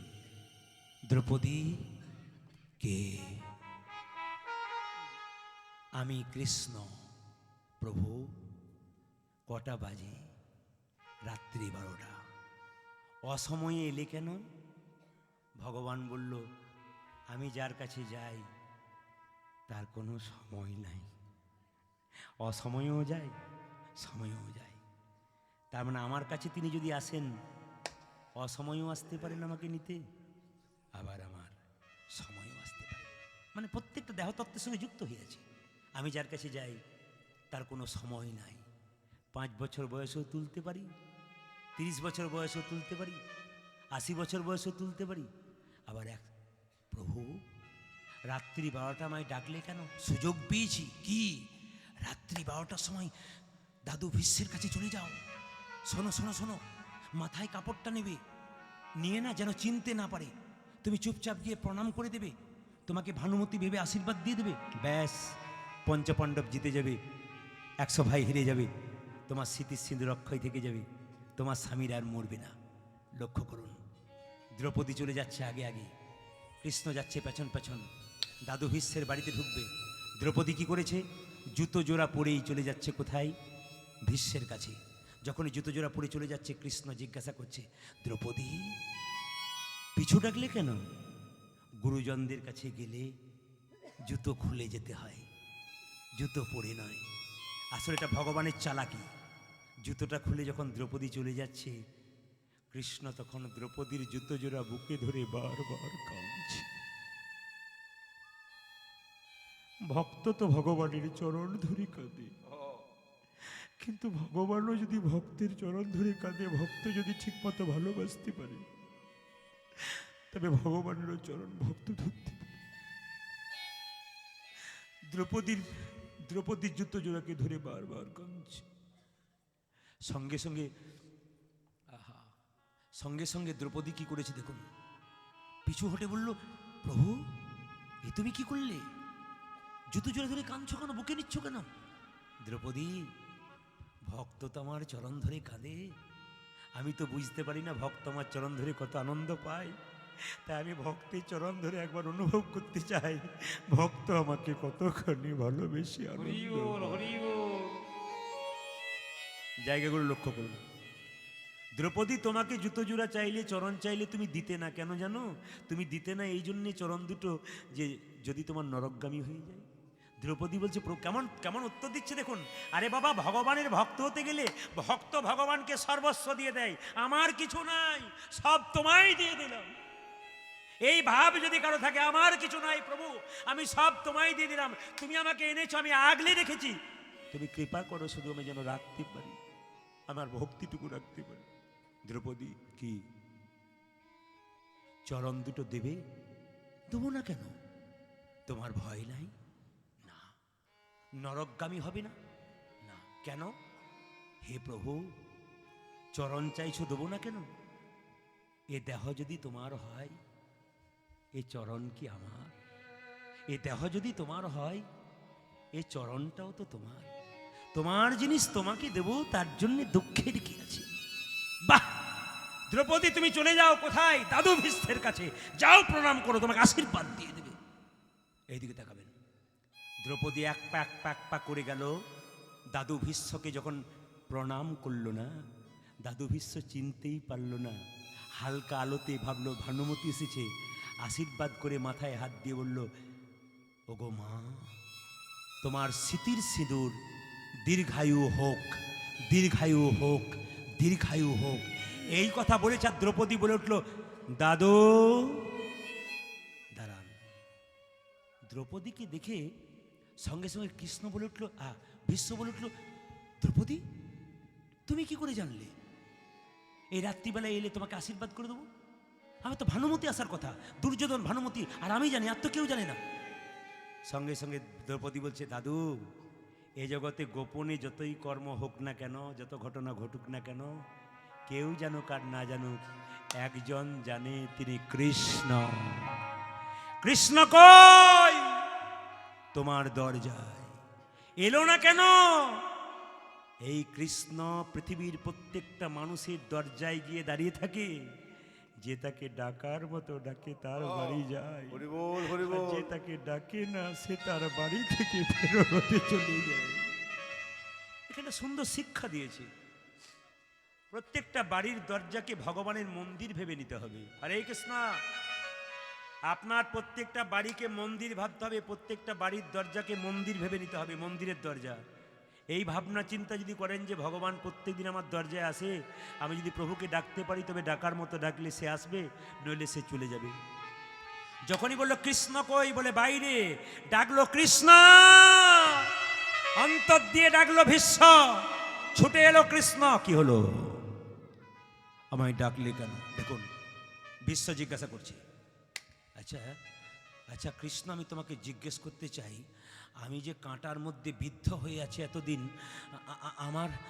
আমার এত শাস্তি হলো কেন? আমি কি পাপ করেছি যার জন্যে কাঁটার মধ্যে বিদ্ধ হয়ে শুয়ে আছি? কৃষ্ণ বলল, তোমার কত জন্মের কথা মনে আছে? বলল, 7 জন্মের কথা মনে আছে। তোমার 8 জন্মের কথা মনে আছে? না। তবে শুনে রাখো ভীষ্ম, 8 জন্মে তুমি ছিলে কে? রাজপুত্র। তোমার খুব অহংকার ছিল রাজার ছেলে বলে। তুমি কি করেছি জানো? হাতে একটা বেতের লাঠি নিয়ে রাস্তা দিয়ে ঘুরে বেড়াতে। একদিন একটা বিষধর সাপ রাস্তা দিয়ে পেরোচ্ছে, আর তুমি সেই সাপটাকে লাঠির খোঁচাতে একটা কাঁটার ঝোপে ফেলে দিলে। আর যখনই কাঁটার ঝোপে তুমি ফেলে দিলে, বিষধর সাপটা কাঁটার ঝোপে থরথর করে কাঁপতে লাগলো। এমন কাঁটায় বিদ্ধ হলো বিষধর সাপ। ধীরে বিষধর সাপটার বিরাট বড় বংশধর, কেউ তাকে বাঁচাতে পারল না। সেদিন বিষধর সাপটা কেঁদে কেঁদে বলেছিল, হে জগন্নাথ, কৃষ্ণের চোখ গোল হয়, তোমার কৃষ্ণের চোখ পটল চেরা হয়, তোমার চোখ তো গোল। তুমি তো সারা জগতের সব কিছু দেখতে পাও, আমার অবস্থা দেখো, আমি বিষধর সাপ, আমি কাঁটার মধ্যে বিদ্ধ হলাম। আমার এত বড় বংশধর আমাকে বাঁচাতে পারলো না। আমার কষ্ট সহ্য করতে না পেরে হে জগন্নাথ আমি অভিশাপ দিলাম, ও যেন আমার মতো একদিন কাঁটায় বিদ্ধ হয়ে ছটপট ছটপট করতে মরে। কাঁদালে কাঁদিতে হয়, কাঁদিতে হয়, এ কথাটা মিথ্যে এ নয়। যে যেমন কর্ম করে সেই কর্ম অনুযায়ী ফল। ফল হয়। এত ভক্তি ভরে শুনছেন দাদা ভাইরা ডান দিকে বসে আছে রাস্তার ধারে, কত দাদা দাঁড়িয়ে আছে, কত ভাই জায়গা পায়নি তারা দাঁড়িয়ে আছে। সকলকে আমার অভিনন্দন রইল আপনাদের কীর্তন শোনার জন্যে। এবং আমি আজকে মারোগ্রামে এই আসরে একটা কথা বলে যাব, যে আপনাদের গাড়ি বাড়ি টাকা পয়সা ধন হোক আর না হোক, একটা আশীর্বাদ করে যাব। মারোগ্রামের প্রত্যেকটি ভক্ত, পার্শ্ববর্তী গ্রামের প্রত্যেকটি ভক্তের বাড়িতে টাকা পয়সা না হোক, একটা করে কৃষ্ণ ভক্ত সন্তানের জন্ম হোক। কেন বলুন তো? এইদিকে তাকাবেন, একটা করে কৃষ্ণ ভক্ত সন্তানের জন্ম হোক। কেন বলুই আপনাদেরকে? নিমাই জিজ্ঞাসা করেছিল, মা আমায় ডাকলি কেন? বলে তোর বাবার পিণ্ডটা দিয়ে আয়। নিমাই বলেছিল, মা পিণ্ড দিলে কি হয়? 7 বংশ উদ্ধার হয়। নিমাই বলেছিল, মা পিণ্ড দিলে 7 বংশ উদ্ধার হয়, কিন্তু কোনো বংশে কৃষ্ণ ভক্ত সন্তান হলে তার 7 বংশ নয়, তার 14 বংশ যেন উদ্ধার হয়ে যায়। ওই জন্য আমি আপনাদের আশীর্বাদটা দিলাম। আসুন এবার নাড়ুটা খাওয়াবো। আপনারা সবাই বাবু হয়ে বসুন, মাথায় কাপড় দিয়ে খুব প্রেম সে বলবেন। আর দাদা ভাইরা যারা দাঁড়িয়ে আছেন ভক্তি ভরে দাঁড়াবেন এবং প্রেম সে দেখবেন এই জায়গাটি সবাই মিলে। একবার সবাই মিলে মুকুন্দ সরকার গাইছে, তার ছোট্ট ছেলে রাস্তায় খেলা করছে। মুকুন্দ কি গাইছে? মামা অন্তরা মন্দির মন্দিরে তুমি জাগো জাগো জাগো কবিরাজ। এই জায়গাটা সবাই লক্ষ্য করবেন। আজকে কীর্তন গানের অনুষ্ঠানটা একটা কারণে, মনোহর চন্দ্র মহাশয় প্রতাপপুরে গিয়ে বায়না করার সময় একটা কথা বলেছিলেন, দাদা বায়না করলাম একটাই কারণে, আমার মা বাবা বয়স্ক তো সব জায়গায় কীর্তন শুনতে যেতে পারে না। তো ওইরকম মা বাবা অনেকেরই গ্রামে আছে যারা যেতে পারে না বহুদূরে কীর্তন শুনতে। কম বয়সে ছেলেরা মেয়েরা যায়, কিন্তু এরা যেতে পারে না। এদের জন্যে এই কীর্তন অনুষ্ঠান। মনোহর চন্দ্র মহাশয়কে আপনার আশীর্বাদ করুন সবাই, যেন তিনি বছর বছর অনুষ্ঠান করাতে পারেন, ভক্ত সেবা করাতে পারেন। সবাই মিলে হাত তুলে নিদাই গৌর হরি। আপনাদের এই যে হাত তোলা আশীর্বাদ ওনার মাথায় পড়ল, আশীর্বাদ হয়ে গেল, সংসারের মঙ্গল হয়ে গেল। ওনারা 2 ভাই যে আছেন, ছোট ভাইও খুব ভালো মানুষ, পরিবার খুব সুন্দর, খুব সেবা যত্ন ভক্তির ব্যাপার দেখালো। তিনি বলেছিলেন মায়ের যখন ব্যাপার তখন মায়ের কথা একটু বলবেন। যে যেখানে বসে আছেন সুন্দর করে শুনবেন এই জায়গাটি। এই মায়ের ঘটনাটা শুনতে শুনতে কারো শরীরে খোঁচা লাগতে পারে, কিন্তু খোঁচা হিসেবে নেবেন না, প্রেম হিসেবে নেবেন। এই জগতে সবচাইতে বড় আপন কে? জোরে বলুন, মা। একবার জোরে বলবেন, কে? বাস দাঁড়ান। बाप ने जन्म दिया उछली हुई पानी से, কিন্তু মা ने जन्म दिया अपना जान का कुर्बानी से। বাবা তো 2 দিন আনন্দ করেছে, কিন্তু যিনি মা হয়েছেন তিনি কত কষ্ট করেছেন। যার পেটে বাচ্চা থাকে সে সারাত্রি জেগে থাকে, বাড়ির সবাই ঘুমোয় মা, কিন্তু যার পেটে বাচ্চা থাকে না সারাত্রি উঠে আর বসে। মা হওয়া যে কত জ্বালা একমাত্র যিনি মা হয়েছেন তিনি জানেন। আর মা কাকে বলে? আপনারা বহু দূর থেকে কম বয়সে ছেলেরা কীর্তন শুনতে এসছেন। আমি 7টায় এরা বসেছে আসরে, এখন 12টা বাজতে চললো, 4 ঘন্টা হতে চললো। আপনারা বসে আছেন, এই জন্য বলে রাখি, রাত্রি 12টার পর যখন বাড়ি যাবেন তখন দেখবেন বাড়িতে সবাই ঘুমোচ্ছে। 11টা বাজে, তো রাত্রি 11টার পর যখন 12টায় বাড়ি যাবেন তখন দেখবেন বাড়ির সবাই ঘুমোচ্ছে, একজন কিন্তু দরজাটা খুলছে আর বেরোচ্ছে, তিনি হলেন, জোরে বলুন, মা। এইদিকে হসপিটালে মা বাচ্চা হতে যায়, ডাক্তার বলে মায়ের বাঁচবার আশা নেই, ছেলে বাঁচতে পারে। মা তখন মৃত্যুর সঙ্গে লড়াই করে ডাক্তারবাবুকে ইশারা করে ডেকে বলে, ডাক্তারবাবু আমি যদি মরে যাই মরে যাব, মৃত্যুর আগে আমার খোকাকে দেখে একবার মরতে পারবো তো? এত বড় কথা পৃথিবীতে কে বলতে পারে? একমাত্র মা। সন্তান যখন জোরে হোঁচট খায় না তখন দেখবেন চিৎকার করে বাবা বলে না, উহ মা কি জোরে লাগলো, কিন্তু যখনই মা বলে চিৎকার করে না তখন দেখবেন তার অনেকটা কষ্ট দূর হয়ে যায়। এই জন্য বাবা মাকে যে কাঁদায় সংসারে তার সুখ হয় না। আপনি কোনোদিন আপনার মেয়েকে এরকম সাই দেবেন না যে পরের বাড়িতে গিয়ে মা বাবাকে সেবা করবে না। আপনি শিক্ষা দেবেন, ওরা যেমনই হোক না কেন ওদেরকে ভালোবাসতে শিখো, তবে আপনার কর্মটা ভালো হবে। এই দিয়ে তাকাবেন। আর মা কাকে বলে? হরে কৃষ্ণ। মা কাকে বলে? একটা মেয়ের পেটে একটা বাচ্চা 10 মাস 10 দিন জায়গা হয়, কিন্তু সেই ছেলেটা বড় হয়ে কলকাতায় ফ্ল্যাট কিনলে মা বাবার সেখানে একদিনের জন্য জায়গা পর্যন্ত হয় না। এর চাইতে দুঃখের কি হতে পারে? হরে কৃষ্ণ। আর মা কাকে বলে?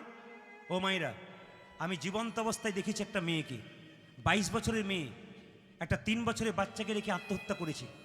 শরীরে আগুন দিয়েছে, গোটা মাংসগুলো সরে সরে পড়ছে। আমার দিকে তাকাবেন। যখন মৃত্যুর সঙ্গে লড়াই করছে, এবার মরবে, পাড়ার মেয়েরা জিজ্ঞাসা করছে, খুকি ছেলেটাকে রেখে তো চলে গেলি, শেষ ইচ্ছা তোর কিছু আছে, কিছু বলবি? মেয়েটা তখন মৃত্যুর সঙ্গে লড়াই করতে করতে বলে, দিদি আমার খোকাটাকে দেখো, মাংসগুলো খসে খসে পড়ছে, মৃত্যুর সঙ্গে লড়াই করছে, সবাইকে ভুলে গেছে কিন্তু সন্তানকে ভুলে নাই। ছেলে যদি রাগ করে চলে যায়, না খায়, বাড়ির সবাই ঘুমায়, সবাই খেয়ে নেয়, একজন খায় না, তিনি হলেন মা। এই জন্য মাকে কেউ কাঁদাবেন না। একটা ছোট্ট প্রমাণ আপনারা অনেকেই পেয়েছেন। কলকাতার খোকনবাবুর কথা ক্যাসেটে শুনেছেন। আজ আর খোকনবাবুর কথা বলবো না, একটা সুন্দর কথা বলবো। আপনি যদি রক্ত গরমে একটা খারাপ কাজ করেন, আপনার সন্তান বড় হয়ে সেই কাজটা করে আপনাকে দেখাবে। আমি প্রমাণ দিয়ে দিই। কলকাতায় আমরা প্রচুর গান করতে যাই, সিগন্যালে যখন গাড়ি যায়, দাঁড়িয়ে যায় না, সিগন্যালে গাড়ি দাঁড়িয়ে যায়, প্রচুর গাড়ি দাঁড়িয়ে যায়। তখন দেখতে পেলাম একদিন একজন বয়স্ক মানুষ, 75 বছর বয়স, এই দেখুন এই দেখুন, কাঁপতে কাঁপতে একটা রুমালকে হাতে নিয়ে এসে সবার গাড়িগুলো মুছে দিচ্ছে। যখন মুছে দিচ্ছে, জিজ্ঞেস করলাম, কাকাবাবু গাড়ি মুছছেন কেন? ওরে বাবা, পেটের জন্যে। কি জন্যে? আমার পেটের জন্যে। আপনি একা আছেন না আর কেউ আছে?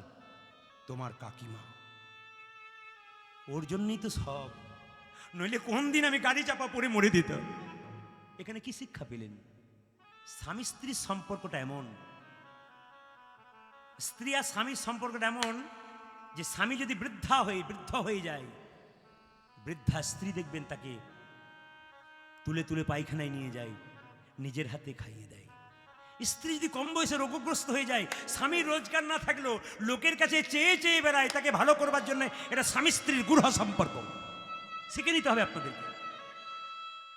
বলছে তোর কাকিমার জন্য যত কষ্ট, নইলে মরে দিতাম।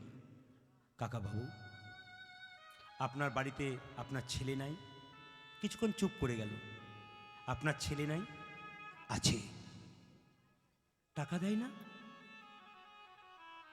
50,000 টাকা বেতন পায়, কোনোদিন 5 টাকারও মুখ দেখাতে পারেনি। আপনাদের কাছে নিবেদন, ওই ছেলেটি যে বাবাকে 5 টাকা মুখ দেখাতে পারেনি, তার যে ছেলেটাকে জন্ম দেবে, সে ছেলেটাকে কি শিক্ষা দিল? ওইরকম বাচ্চা সমাজে জন্ম নিলে ও আরো দূষিত বাচ্চার জন্ম দেবে। ওই জন্য আপনাদের কাছে নিবেদন রইলে, এমন বাচ্চা জন্ম দিন যে বাচ্চা জগৎকে শেখাবে, আমাকে দেখে শেখো আমি বাবা মাকে কেমন ভালোবাসতে পারি। ওর দ্বারা আরো 5 জন শিখবে। আপনারা সেরকম কর্ম করবেন, তবে আপনাদের লাভ আছে।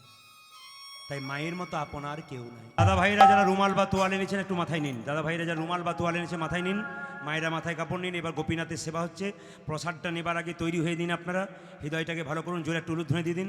বাবারা বলুন, নিতাই গৌর হরি হরি বল। হরে কৃষ্ণ। থালা কই? প্রেম সে মায়েরা, এই জায়গাটি যখন দেখবেন আপনাকে উঠা বসা করবেন না। এটা হচ্ছে দামি সময়। এতক্ষণ ধরে কীর্তন শুনলেন, এই জায়গাটা দামি সময়। যা শেষ ভালো তার সব ভালো। এই জায়গাটা ভক্তি ভরে নিয়ে নিন। 5 মিনিট পরে প্রসাদ নেবেন। বাতাস আপনাদের সামনে হরিলুটের মধ্যে ছুড়ে দেওয়া হবে, আপনারা নেবেন। যদি কেউ না পান, দুঃখ নেই, হরিলুটে বাতাসা বাড়িতে রাখবেন, সেই বাতাসা ব্যবহার করবেন। যদি কেউ না পান, কোনো দুঃখ নেই, যদি পান ভেঙে নেবেন। মুকুন্দ সরকার দেখলো ছোট্ট ছেলেটার, একটা ছোট্ট ছেলে এলো, কবিরাজ তুমি আমার বাবাকে চিকিৎসা করতে চলো। যখন কবিরাজ চিকিৎসা করতে যাবে, তখন রঘুনন্দনকে ডেকে বলো, রঘু আজকের পুজোটা তুই কর। ছেলে বলল, বাবা আমি তো পুজো জানি না, মন্ত্র জানি না। বলে মন্তর মন্তর মন্তর, শুদ্ধ মন যদি থাকে তার আবার মন্ত্রের কি দরকার আছে? ওরে ভক্ত প্রহ্লাদের হাতে ভগবান খেয়েছিল, ধুবের হাতে খেয়েছিল, তোর হাতেও খাবে। এই দেখ মায়ের কাছে যা কিছু নাড়ু নিয়ে আয়। মা কি আজকের পুজোটা আমি করব? মা বলল তুই মন্ত্র জানিস? না না, মন্ত্রের দরকার নেই, বাবা বলেছে তো। শুদ্ধ মন যার আছে মন্ত্রের কি দরকার আছে? ভক্ত প্রহ্লাদের হাতে ভগবান খেয়েছিল, ধুবের হাতে খেয়েছিল, আমার হাতে খাবে না কেন গো? মা কি করেছে? রেগে বলছে তোরা বাপ বেটা মিলে যা খুশি তাই করগে গিয়ে। ছোট্ট রঘুনন্দন মন্দিরে এলো, মন্দিরে এসে বলছে গোপীনাথ বাবা তোমাকে কি সুন্দর ফুল দেয়, কি সুন্দর চন্দন দেয়, গঙ্গা জল দেয়, কিন্তু আমার কাছে কিছু নাই। আমি তোমার কেমন করে পুজো করবো জানো? আমি তো মন্ত্র জানি না। তুমি নাকি ধুবের হাতে খেয়েছো, তুমি নাকি প্রহ্লাদের হাতে খেয়েছো। ছোট্ট নাড়ুটাকে নিয়ে পাথরের গোপীনাথের মুখের কাছে গিয়ে বলল, ও গো গোপীনাথ ঘনশ্যাম। এই জায়গাটি সবাই মাথায় যে যেখানে আছেন দাঁড়িয়ে থাকলো, রুমাল থাকলে নেবেন, আপনার লাভ আছে। কিন্তু এই লাভটা আপন আপন গুরুর কাছে জেনে নেবেন, দারুণ লাভ আছে এই সময়টাতে। যে যেখানে আছেন যদি আপনার কাছে থাকে আপনি নিন, না থাকলে নেবার দরকার নেই। ও গো গোপীনাথ ঘনশ্যাম। বারবার বলছে গোপীনাথ নাড়ু খাও, নাড়ু খাও, তবু পাথরের গোপীনাথ নাড়ু খাচ্ছে না। রঘুনন্দন বলছে গোপী ও আমার 5 বছর বয়স তো, তুমি ঠিক মতো আমার সেবা, বুঝতে পেরেছি তুমি কেন নাড়ু খাচ্ছ না। আসলে দরজাটা হাঁ করে খোলা আছে তো, এই জন্য তোমার লজ্জা করছে। আচ্ছা বাবা দরজাটাকে বন্ধ করে দিলাম। ও গো গোপীনাথ তোমার হাতে বাঁশি আছে, এ বাঁশি আমি খুলে দিলাম। যদি তোমার প্রসাদী পেতে অসুবিধা হয় তাই বাঁশি খুলে দিলাম। এবার তুমি নাড়ু খাও। তোমাকে এত করে বললাম তবু তুমি বুঝতে পেরেছি। বাবা তোমাকে সুন্দর করে সাজিয়ে দেয়, এই জন্য তুমি সাজার পরে খাও। আমি তোমায় সাজাতে পারি না বলে তোমার মনে অভিমান হয়েছে। তবে ও গো গোপীনাথ, এই প্রেমের জায়গাটা লক্ষ্য করুন।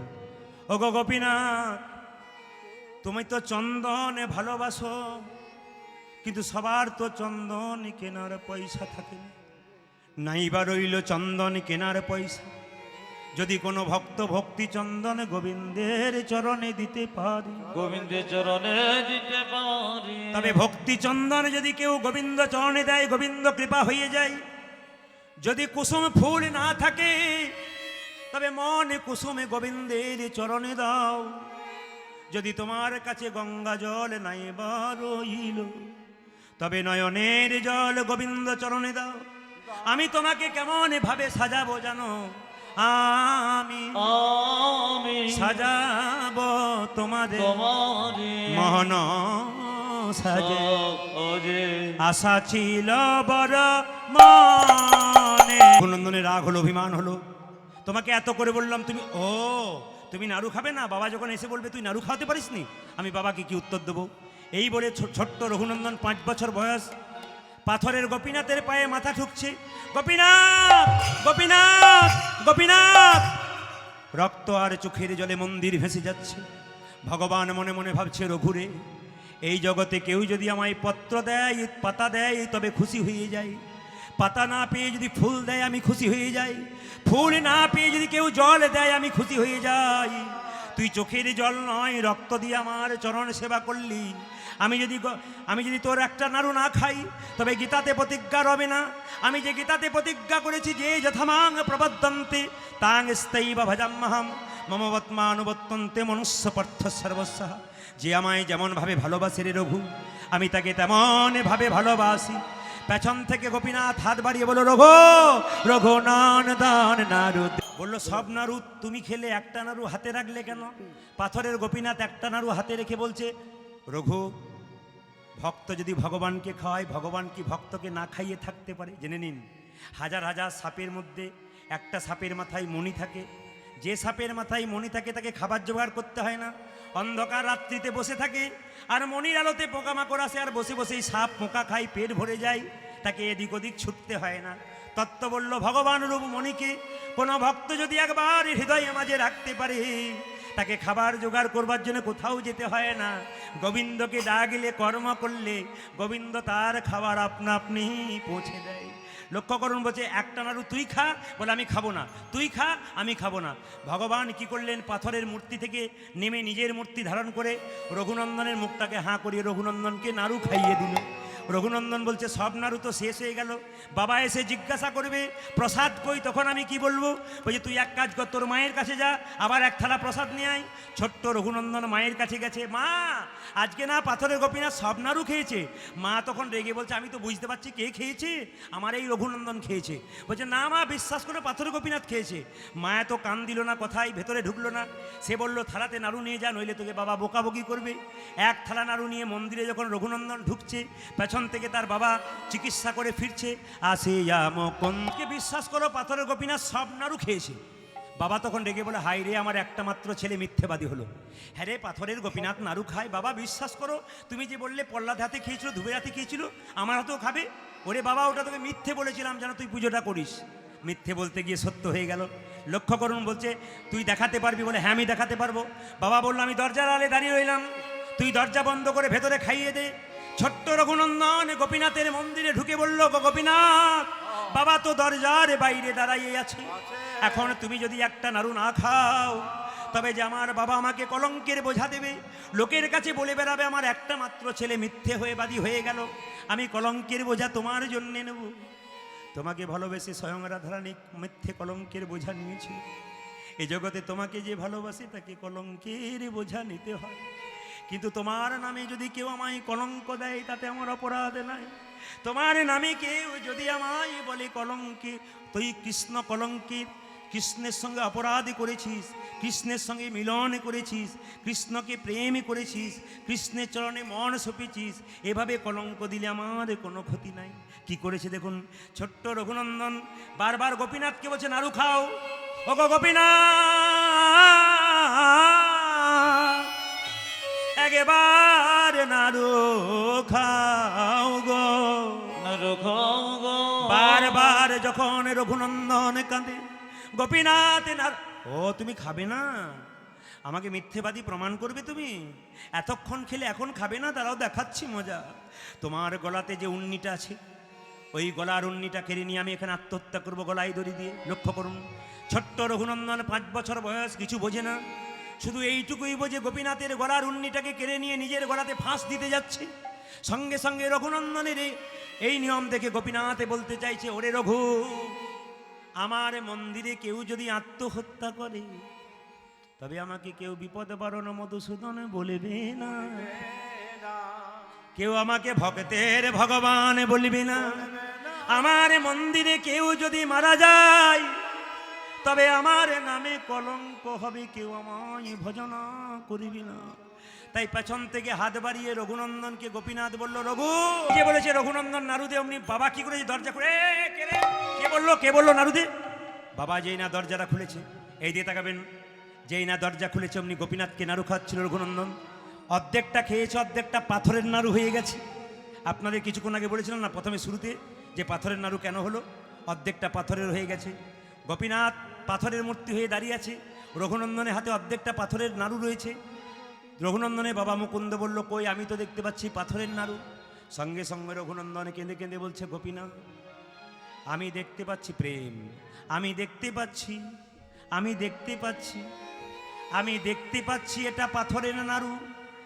রঘুনন্দন বলে, আমি দেখতে পাচ্ছি আসল নাড়ু, তুমি দেখছো পাথরের নাড়ু। ওগো গোপীনাথ, আমার বাবা এমন দেখছে কেন? গোপীনাথ বলছে, শোন রে রঘু, এ জগতে মানুষের যখন জন্ম হয় তখন দুটো চোখ হয়, একটা ডান চোখ একটা বাম চোখ। গুরু কি পার বস্তু সাধন ভোজন করে একটা চোখ হয় জ্ঞান চক্ষু। তোর যে জ্ঞান চক্ষু উদয় হয়েছে, তোর বাবার হয় নাই, তাই তুই তোর বাবার মাথায় হাতটা দে। সবাই তো ভগবানের ভাব বুঝতে পারে না। বলছে এক ট্রাক বালিতে কেউ যদি এক ট্রাক বালিতে কেউ যদি 1 হাত চিনি ছুঁড়ে দেওয়া যায়, এক ট্রাক বালিতে কেউ যদি 1 হাত চিনি ছুঁড়ে দেয়, আর চিনি আর বালি যদি একসঙ্গে মিশিয়ে দেওয়া যায়, তবে চিনিকে কি কেউ পারে চিনিতে 1 ট্রাক বালিতে? আপনারা বলবেন কেউ পারে না, একজন পারে। পিপিলিকা পারে চিনিকে চিনিতেই 1 ট্রাক বালিতে। এ জগতে যারা পিপিলিকার মতো গৌর ভক্ত, যারা গৌর ছাড়া কিছু জানে না, যারা নয়ন জলে ভেসে গৌরের চরণে সেবা করে, একমাত্র তারাই আমার ভাব বুঝতে পারে। এক কাজ কর, তোর বাবার মাথায় তোর হাতটা দে। আমরা জানি পিতার পুণ্যে পুত্রের উদয় হয়। আজকে দেখব পুত্রের পুণ্যে পিতার উদয় হবে। এখন ছোট্ট গোপীনাথ বলল, রঘুনন্দন তোর বাবার মাথায় হাতটা দে। রঘুনন্দন যখন বাবার মাথায় হাত দিয়েছে, বাবা কি দেখলো? অদ্যপি খণ্ডপুরে অর্ধনারু আছে। আপনার কি ভেবেছেন সারাত্রি হবে নাকি? হবে, সারাত্রি হবে। এইটাই সব জায়গাতে হয়। কেউ উঠতে চায় না, সবাই এই জায়গাতে, কিন্তু আমি মিলনের জায়গায় চলে এসেছি।